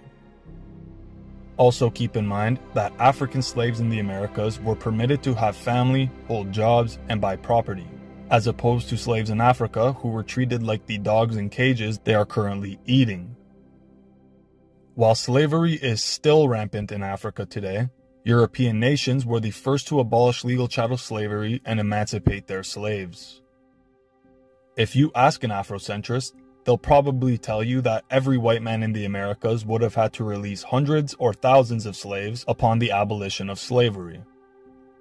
In fact, only 3% of the wealthiest colonists ever owned slaves, and the rest came over as peasants or indentured servants. Black Americans are not the most oppressed people ever. Neither were they subject to the most inhumane treatment ever, as the propagandistic programming would have you believe. Literally all demographics on Earth have enslaved and been enslaved. The transatlantic trade is just the most recent and relevant captivity in American history. It helps that the so-called elites can benefit off this narrative by blowing it out of proportion and demonizing one party while instilling the other with a victimhood mentality, thus dividing and conquering even further, just as they have told us they will. Inevitably, society would turn on the strawman they have created and seek to rule him out of existence. A master plan for Satan to destroy the children of Israel. Society is brutally ignorant to the fact that white people have been through more captivities for longer periods of time than Africans ever were. For one, the northern Israelite house of Omri was taken captive to Assyria in the 8th century BC. The Assyrians referred to these Hebrews and their constituents as Bit Kumri, and in the centuries following their release, they would migrate into Europe and South Asia, then acquiring new names such as Gimiri, Cimmerians, Saka, Scythians, Parthians, and Goths. Second, from Rome's conception in the 8th century BC to its dissolution in the 6th century AD, they had systematically genocided, enslaved, and subjugated vast swaths of tribe across the European continent. Scholars estimate that about 10 to 20% of the Roman Empire consisted of slaves. This would mean, for an estimated population of 50 million in the 1st century AD, between 5 to 10 million people were enslaved. 3. In the year 711, Muslim forces invaded the Iberian Peninsula, and within 7 years came to rule lands formerly belonging to the Visigoths. From the 8th century to the 15th century, Islamic caliphates enslaved tens to hundreds of thousands of Christian Europeans and traded them across the Mediterranean in partnership with Jewish merchants. 4. The Crimean Khanate was a Turkic Tatar state that existed from 1441 to 1783. According to partial statistics and fragmentary estimates, nearly 2 million Russians, Ukrainians, and Poles were taken into slavery between 1468 and 1694 AD. 5. Between the 16th and 19th centuries, Barbary pirates acquired European slaves by raiding coastal towns on ships and sailing off with captives. This spanned from the East Mediterranean to Italy and Iberia, up to the Netherlands, Ireland, and Britain, and as far north as Iceland. Between 1 million and 1.25 million Europeans were sold as slaves in North Africa and the Ottoman Empire during this period. 6. Even into the modern day, we can see atrocities endured by people of European descent. A striking example is the orphan train movement, which was a, quote, supervised welfare program that transported children from crowded eastern cities of the United States to foster homes located in rural areas in the Midwest. The orphan trains operated between 1854 and 1929, relocating about 200,000 children. The founders of this movement claimed that these children were orphaned, abandoned, abused, or homeless, but this was not always the case. They were mostly children of new immigrants or poor and destitute families living in large cities. Some would end up with new families, but most were subject to forced, unpaid labor on the farms of families who they were sent to. As we see, slavery is not exclusive to Black Americans. In fact, the term slave literally comes from the Slavic Europeans, an amalgamation of tribes who were taken captive by both Vikings and Islamic merchants. Understand that these Vikings, from Scandinavia, were Danite Israelites fulfilling the prophecy given to them in Genesis 49. Dan shall be a serpent by the way, an adder in the path, that biteth the horse's heel, so that his rider shall fall backward. From this we can extrapolate that Dan would be causing setbacks for his brother tribes, who themselves are symbolized by the rider of this horse. This was certainly the case, as they had captured these Slavs and sold them to Muslim merchants who would disperse them throughout the Islamic diaspora. Likewise, Viking raids in the British Isles and mainland Europe devastated the continent and saw the enslavement of locals who had been present during these assaults. We can be sure that these Vikings were Danite, as this tribe had an ongoing tradition of renaming new locations after their forefather.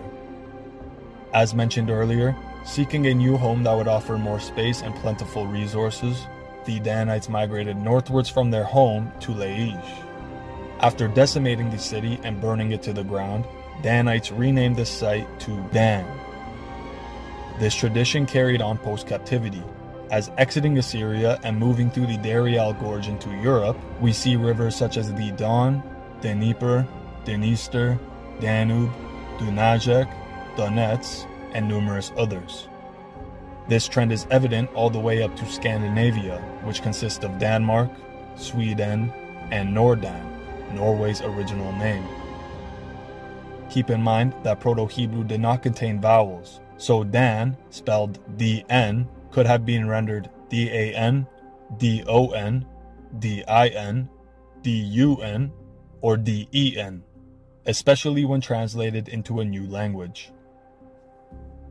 Of interest to anybody with inquiries regarding the topic of Tartaria, a 1609 map by Abraham Ortelius, titled Tartariae Sive Magni Cam Regni, places the biblical tribes of Dan and Naphtali in Scandinavia. Written in Latin, the English translation reads, "The Naphtalites are named Naphtali after one of the 10 tribes with a Hebrew name, and after the Danites, who by way of punishment were called the Danes of the Dark North.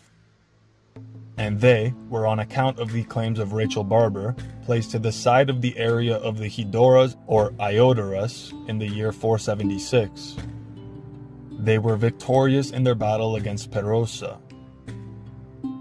Keep in mind, Genesis 49 verse 18 hints that Dan will have to await salvation, a speculation substantiated by the fact that Dan is left out of the 144,000. One reason they must await salvation is their ancestor veneration and false idol worship. It is not a coincidence that these nations named after Dan worship Wodan or Odin as their god. Wodan belonged to the Aesir, a mythical tribe of deities who dwelled in Asgard. Historians such as Thor Heyerdahl propose that this is Azerbaijan, located in the Caucasus, exactly where the Israelites would have been deported. I suggest Asgard could even be near the Sea of Azov, which lies a short distance beyond the Caucasus. On the other hand, the Vanir may have represented the Armenian Urartian people, or possibly their predecessors, who formed their kingdom around Lake Van. The most prominent river throughout the Germanic migrations was the Danube, which flows westwards from the Maeotis Sea, called Maat in Jubilees 8. Near the mouth of the river at its eastern end, it breaks off into the Siret River, which in Germanic was called Sireth. This is the prophetical Arzareth mentioned in 2 Ezra 13. If we are to believe Acts 7 verse 43, the Israelites were sent beyond Babylon. Thus, Arzareth is either in or beyond the Balkans, Scythia, or Persia, not Africa. Now, Arzareth was mentioned as being a 1.5 year long journey for the Israelites deported to Assyria and east of the Euphrates. This is definitely plausible when you consider that these deported Israelites would have to hunt and gather for food, trade with other tribes, and settle temporary camps along their migration. For that many people to collectively migrate from Assyria to the Balkans, it could certainly take 1.5 years. One more point corroborating that Arzareth is the Siret River region is that Japheth is prophesied to dwell in the tents of Shem. This was fulfilled when the Israelites ended up in Arzareth, which was allotted to Japheth in Jubilees A. This ethnographical mixing of Semites and Japhethites then leads to the Chernyakov culture. From a post on my community tab, the Chernyakov culture was an archaeological culture that flourished between the 2nd and 5th century CE in a wide area of Eastern Europe, specifically in what is now Ukraine, Romania, Moldova, and parts of Belarus. The culture is thought to be a result of the multi-ethnic cultural mix of the Gerodakians, Sarmatians, and Goths. Well, Chern means black, and Yaakov means Jacob. Contrary to what the Afrocentrists would believe, this has nothing to do with black people, but rather the Black Sea. Chernyakov would thus mean Jacob by the Black Sea. The specific region in reference would be the northwestern coast of the sea, which is exactly where the land of Arzareth was located. How coincidental that Jacob by the sea falls right into the region around the Siret River, which was called Sareth in Germanic. Of course, we know that Dan's presence in this region is heavily attested to by place names and symbolism of the tribes in that region. For example, the Ostrogoths were symbolized by an eagle, which is a Danite symbol, and a lot of their craftsmen integrated this emblem into jewelry, weaponry, and armor. Considering the mixture of Goths, Gerodakians, and Sarmatians, we could expect a massive number of exiled Israelites to be integrated within this culture, especially Gad and Benjamin. It is by fate that the tribes within this region were recorded by Greek and Roman historians as, quote, living off milk and honey, a blatant parallel to the Israelites in the Levant who were promised a land flowing with milk and honey. Again, Africans can barely even digest dairy, as 80 to 95% of them are lactose intolerant as adults.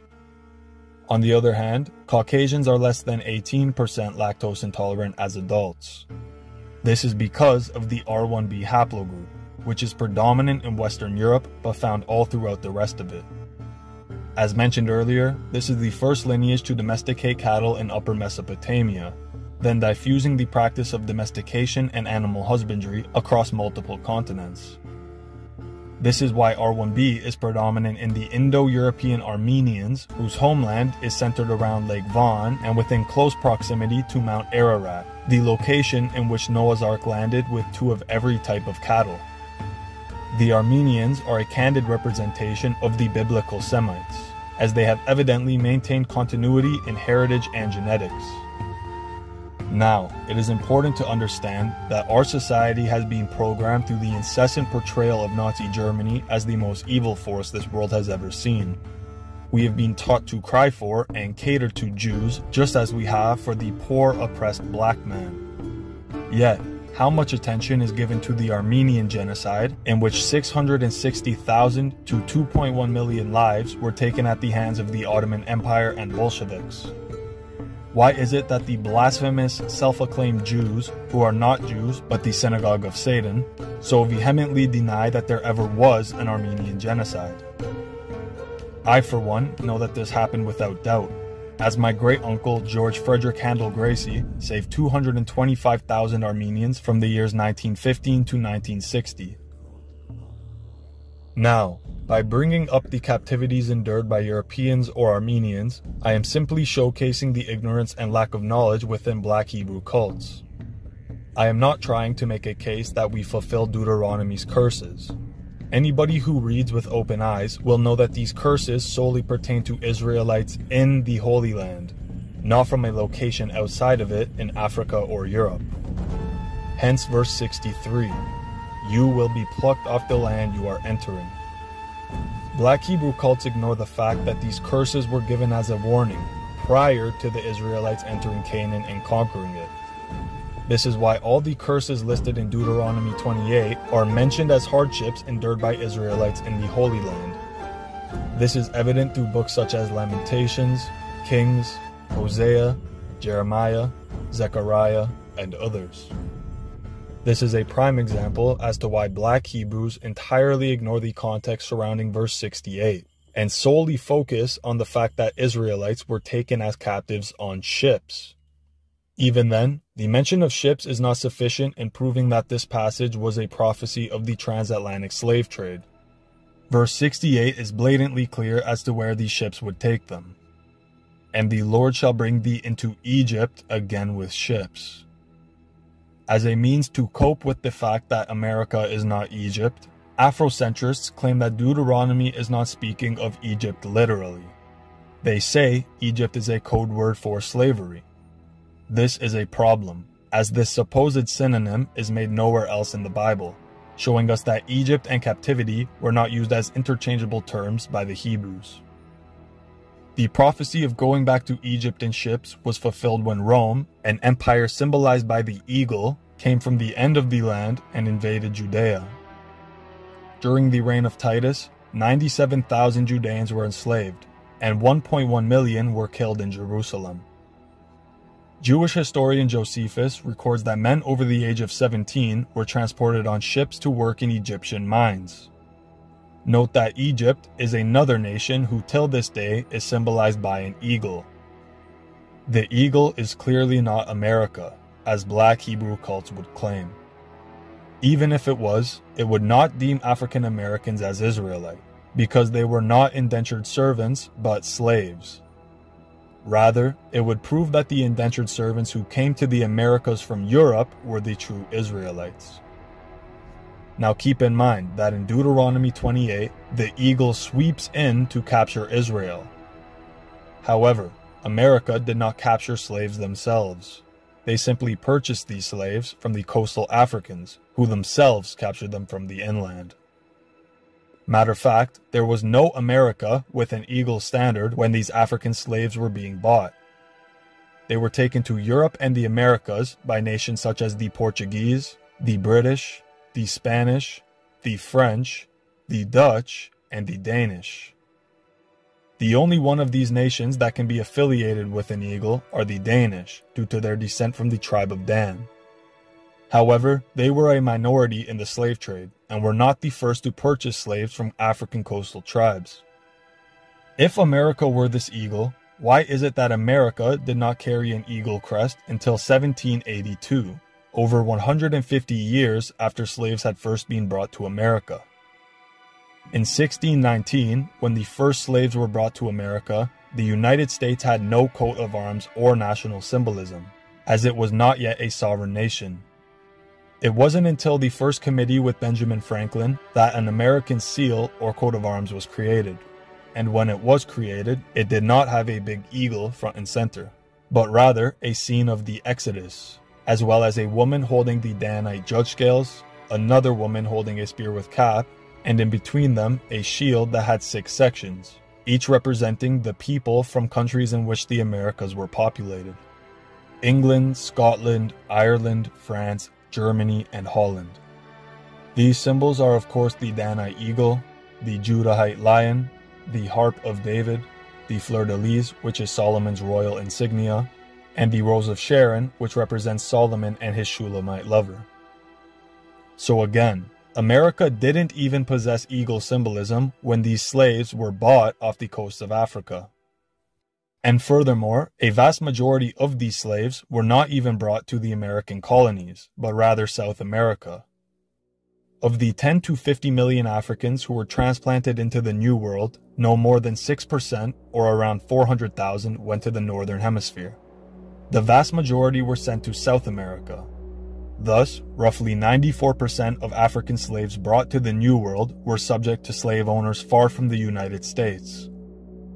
Furthermore, verse 36 tells us, "The Lord shall bring thee and thy king, which thou shalt set over thee, unto a nation which neither thou or thy fathers have known. And there thou shalt serve other gods, wood and stone." Well, Africans were not brought to a new nation with their king. Neither did they serve and worship other gods upon being brought to the Americas. Matter of fact, when they were brought here, they were given the gospel and evangelized. They were taught that there is only one God, the God of the Bible. So black slaves couldn't have possibly fulfilled this part of Deuteronomy's curses.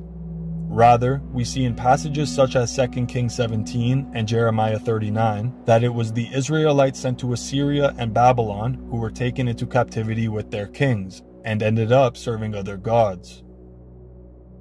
Now, I should also mention, Africans did not spend 400 years enslaved. Their enslavement stretched back much further than America, only at the hands of their African neighbors. So Africans were not free prior to their 400 years in America, whereas Israelites were free prior to Egypt. In reality, there is zero parallel. Ironically, the only part of Deuteronomy that, quote, black Hebrew Israelites fulfill, "They, Israel, have moved me to jealousy with that which is not God. They, Israel, have provoked me to anger with their vanities. And I will move them to jealousy with those which are not a people. I will provoke them to anger with a foolish nation." In this verse, the term people is translated from Strong's 5971, meaning tribe or nation, whereas the term nation is translated from Strong's 1471, meaning a foreign nation, a Gentile, a troop of animals, or a flight of locusts. Essentially, the black Hebrews are those foolish Gentiles who are not a nation or a tribe of people, but an amalgamation of unrelated victims to a psyop. They have provoked many people to anger, which has led them to research the topic and find out the truth. This is one of the reasons I found out about the tribes of Israel in the first place. Also keep in mind that Deuteronomy 32 verse 21 ties into Deuteronomy 28 verse 43. "The stranger that is within thee shall get up above thee very high, and thou shalt come down very low." Look at what's happening. The stranger, aka Gentile, non-Israelite foreigners, are now claiming Israelite identity, while we are taught that we are racist if we think the same of ourselves.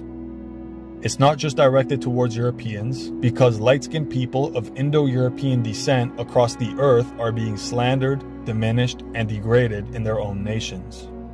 They are taught to hate themselves, and are programmed to believe they themselves are the cause of all Earth's problems. All of this ties into Hosea 7 verse 8.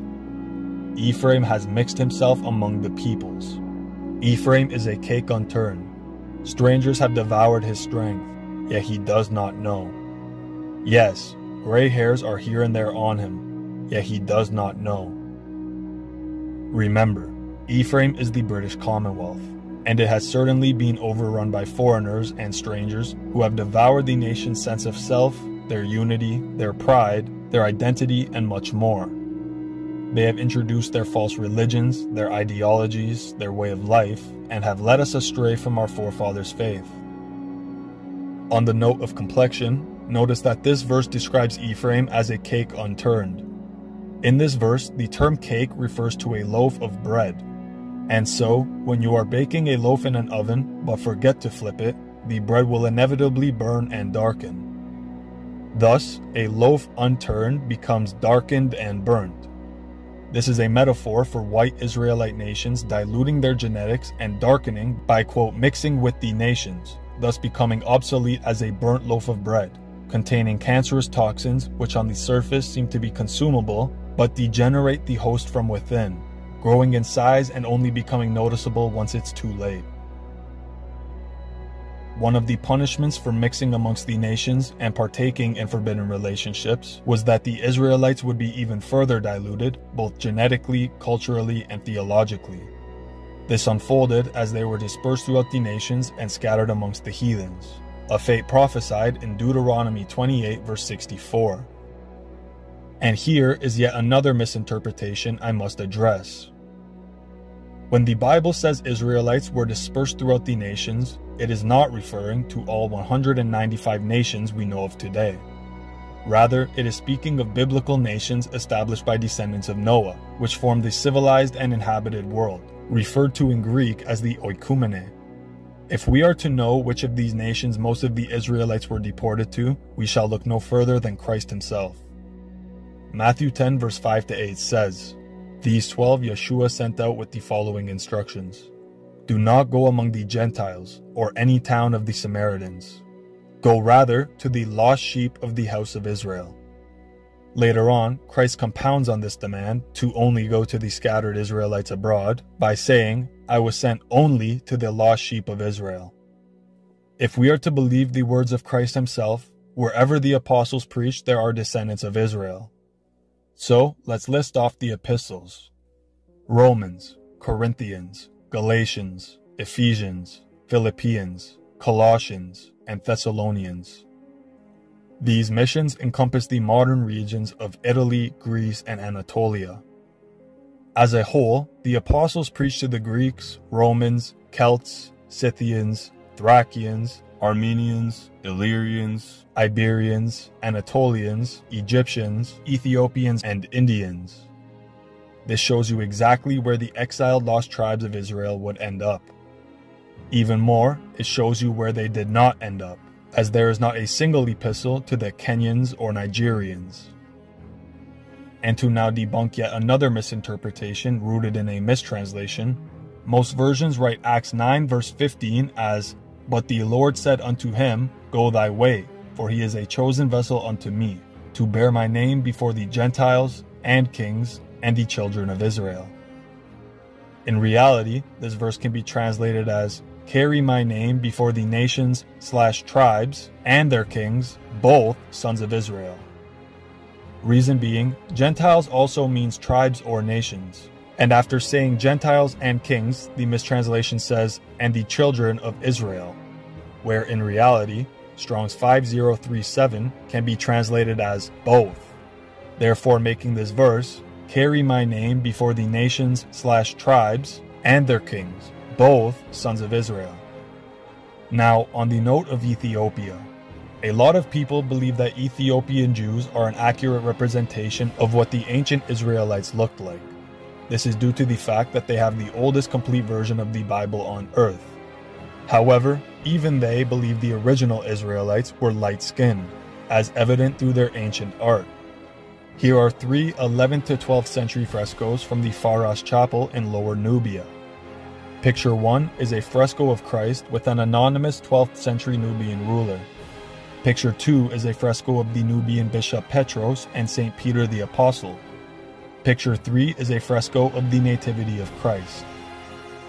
Here is a 6th century depiction of Mark the Evangelist from the Abba Garima monastery. The first European recorded to have visited the monastery in modern times was Henry Salt, who visited on the 14th of September 1805. He was told at the time that the building had been built by Prince Gabra Maskal, son of Emperor Caleb, in 560 AD. Mark the Evangelist is thought to be the cousin of Barnabas, who himself was a Cypriot Jew. Here is a more modern depiction of Mary with Christ, painted by an Orthodox Ethiopian artist in the 16th century. There are many more depictions of Mother Mary and Christ from the 16th to 20th centuries, in which they are depicted the exact same. Ultimately, the oldest depictions of biblical figures in Africa depict them with far lighter skin than that of the natives. We can safely conclude that East African Christians did not believe themselves to be an accurate representation of how the original Israelites looked.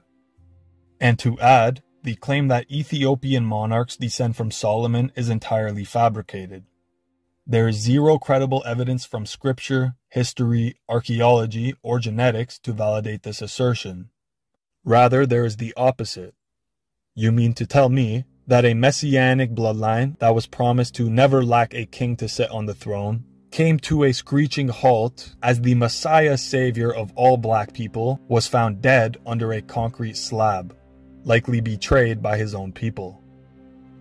This entire idea is rooted in a claim from the medieval Ethiopian book titled Kebra Nagast, written in 14th century Ge'ez.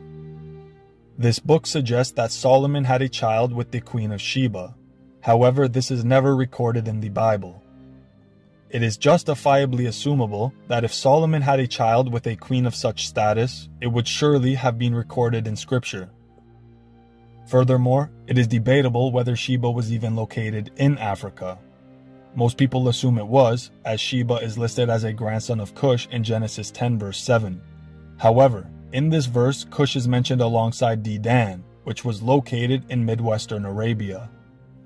It is entirely plausible that Sheba was in Arabia, as contrary to common belief, Cushites had spanned across all of West Asia, not just East Africa. For example, Nimrod, the man who built the Tower of Babel in Shinar, was a paternal grandson of Ham through Cush. He certainly would have had offspring throughout the Middle East. So Cushite DNA is not African or even synonymous with Africa. Now, it's not just ancient Jewish communities in Africa who portrayed the Israelites as white, but also ones within the proximity of Mesopotamia. For example, the Dura Europos Synagogue in Syria is one of the oldest in the world, with its last phase of construction dating to 244 AD. In this synagogue are numerous paintings of biblical figures, all of which are Caucasoid in appearance. The most striking of which are the portrayals of Elijah and Moses, both looking no different from a Greek or Roman. It is clear that Jews from the Middle East to East Africa depicted biblical figures as Caucasoid. This is why Black Hebrew cults have no choice but to resort to blatantly photoshopped images. They also resort to drawing false parallels in regards to the etymology of certain demographics and nations. The most significant example is the fabricated kingdom of Judah along the slave coast in Africa. For one, they use a 1747 map of the slave coast in Africa made by Welsh engraver Emmanuel Bowen, who was appointed by both King George II of Britain and King Louis XV of France. In this map, the African kingdom of Ouida is spelled Judah, J-U-D-A, with no H. Black Hebrews claim this is the biblical kingdom of Judah. However, Judah, spelled J-U-D-A, was only the French translation of Ouida, which is what these people called themselves. Even further, other European cartographers rendered this name as Hueda, H-U-E-D-A, Ouida, W-H-I-D-A-H, Ajuda, A-J-U-D-A, Ouida, O-U-I-D-A-H, Ouidao, W-H-I-D-A-W, and Juida, J-U-I-D-A, thus proving there were a wide range of names applied to this tribe. So again, the tribe known as Yoruba today, who people believe to be Judah due to a poor translation, never called themselves Judah, but rather Ouida. Now, the second claim Afrocentrists resort to is that British explorer Richard Francis Burden claims he met the tribe of Judah in Africa.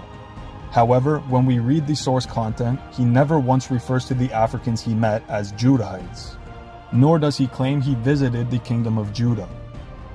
In the chapter titled A Mission to Galilee, he states, "The land around is called Leflefun, from the Nago people whose chief Chade was slain by King Gezo, and who were finally settled here. The eyes dwell with delight upon the numerous country villages, like the 115 towns of the tribe of Judah, and upon the thin forest of palms rising from the tapestry of herbage, here waving, there cut short, which combine to make this spot the Friedhaus, or paradise, of Dahomey land." Sir Richard Francis Burden is evidently comparing the villages within Dahomey to the towns of Judah in the sense that they were present in multitude. He does not claim he was literally in the kingdom of Judah. Furthermore, he does not even make this comment while in Ouida, falsely called Judah. Rather, he was traveling nearly 80 kilometers northwards in the vicinity of Agbomi and Kana. Even further, the area he compares to Judea comprised the Dahomey kingdom, which as of recently has been an exemplar as to how Afrocentrists warp history to their liking. Many are aware of The Woman King, a movie set in 19th century West Africa. Its synopsis reads, "The Woman King follows the all-female group of warriors, the Agoji, who protect the kingdom. The group's general Naniska trains a new generation of warriors to fight against an enemy who wants to destroy their way of life." Well, what was their way of life? Enslaving and sacrificing other Africans. Editorials in the Daily Signal and the Washington Examiner questioned the historical accuracy of the film based on the film's trailer, suggesting that the film fails to recognize and address the realities of the Kingdom of Dahomey. Rather than being a kingdom fighting for Pan-African unity and resistance to foreign invasion, in truth, the conflicts depicted centered around the slave trade. The Kingdom of Dahomey was heavily invested in capturing and selling African slaves.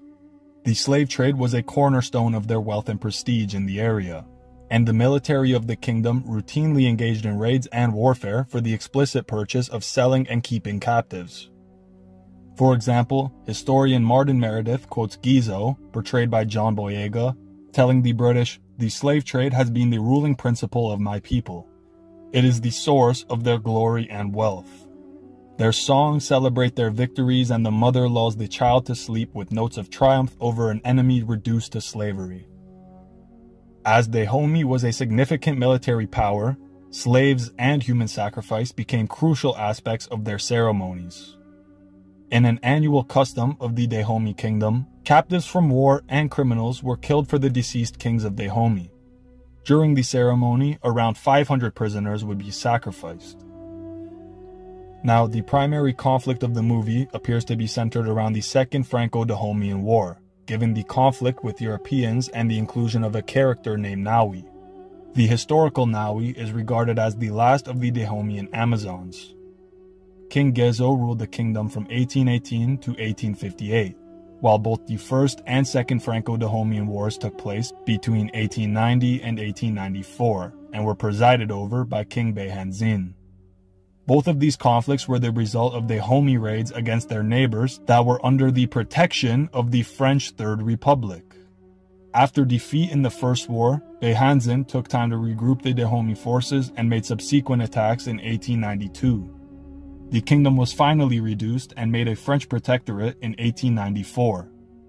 In 1904, the area became part of the French colony, French Dahomey.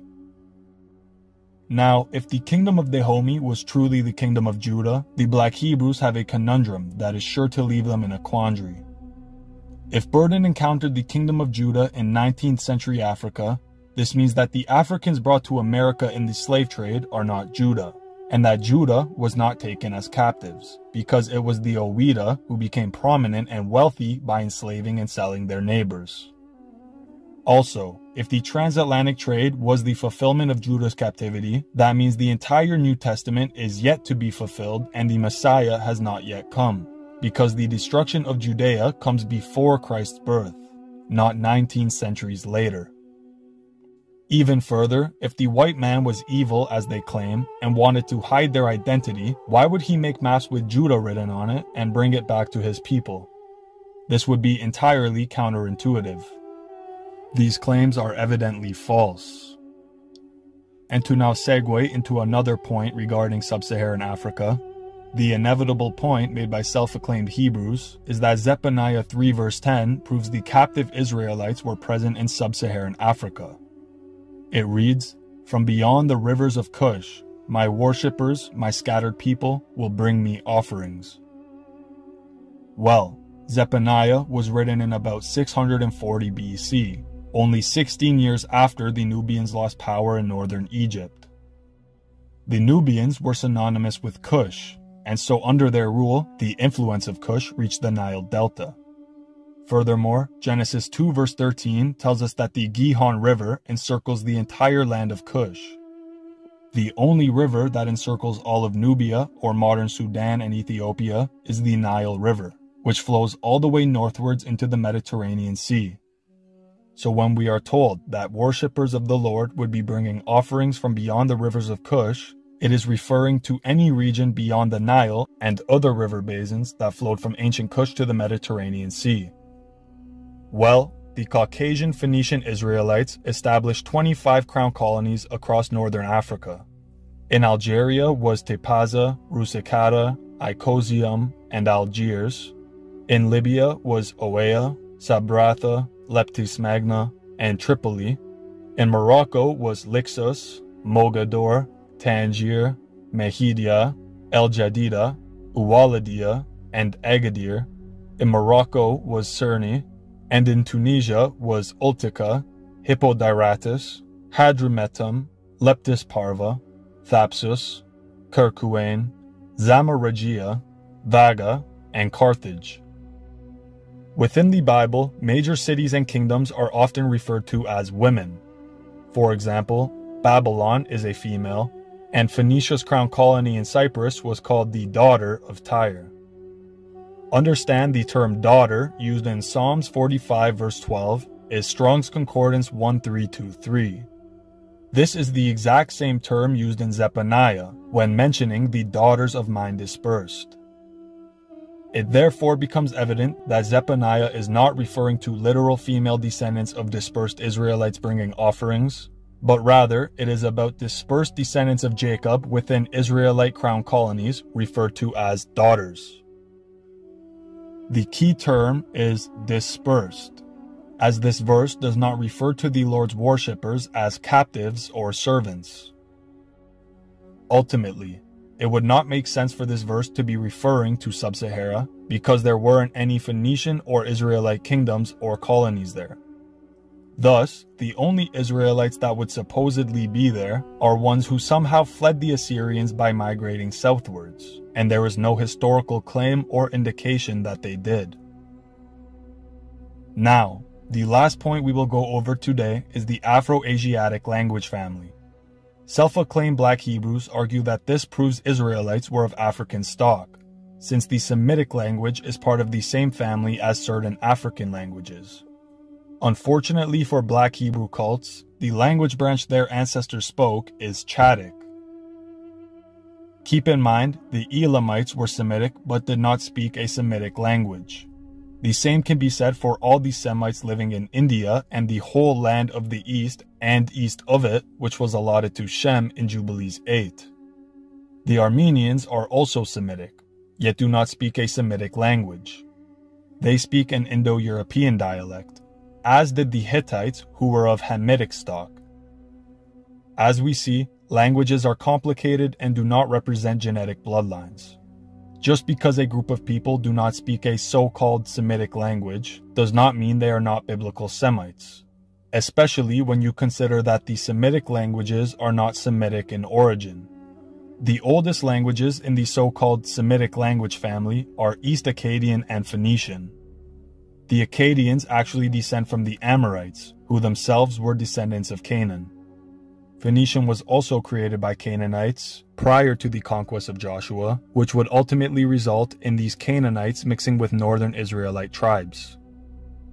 We ultimately have two non-Semitic Canaanite groups forming the basis of the quote Semitic dialects and taking this identity for themselves, something that is literally prophesied.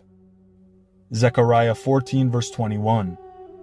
Yea, every pot in Jerusalem and in Judea shall be holiness unto the Lord of hosts, and all they that sacrifice shall come and take of them, and seethe therein. And in that day there shall be no more Canaanite in the house of the Lord of hosts.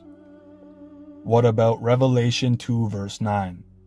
I know the blasphemy of them that say they are Jews and are not, but are the synagogue of Satan.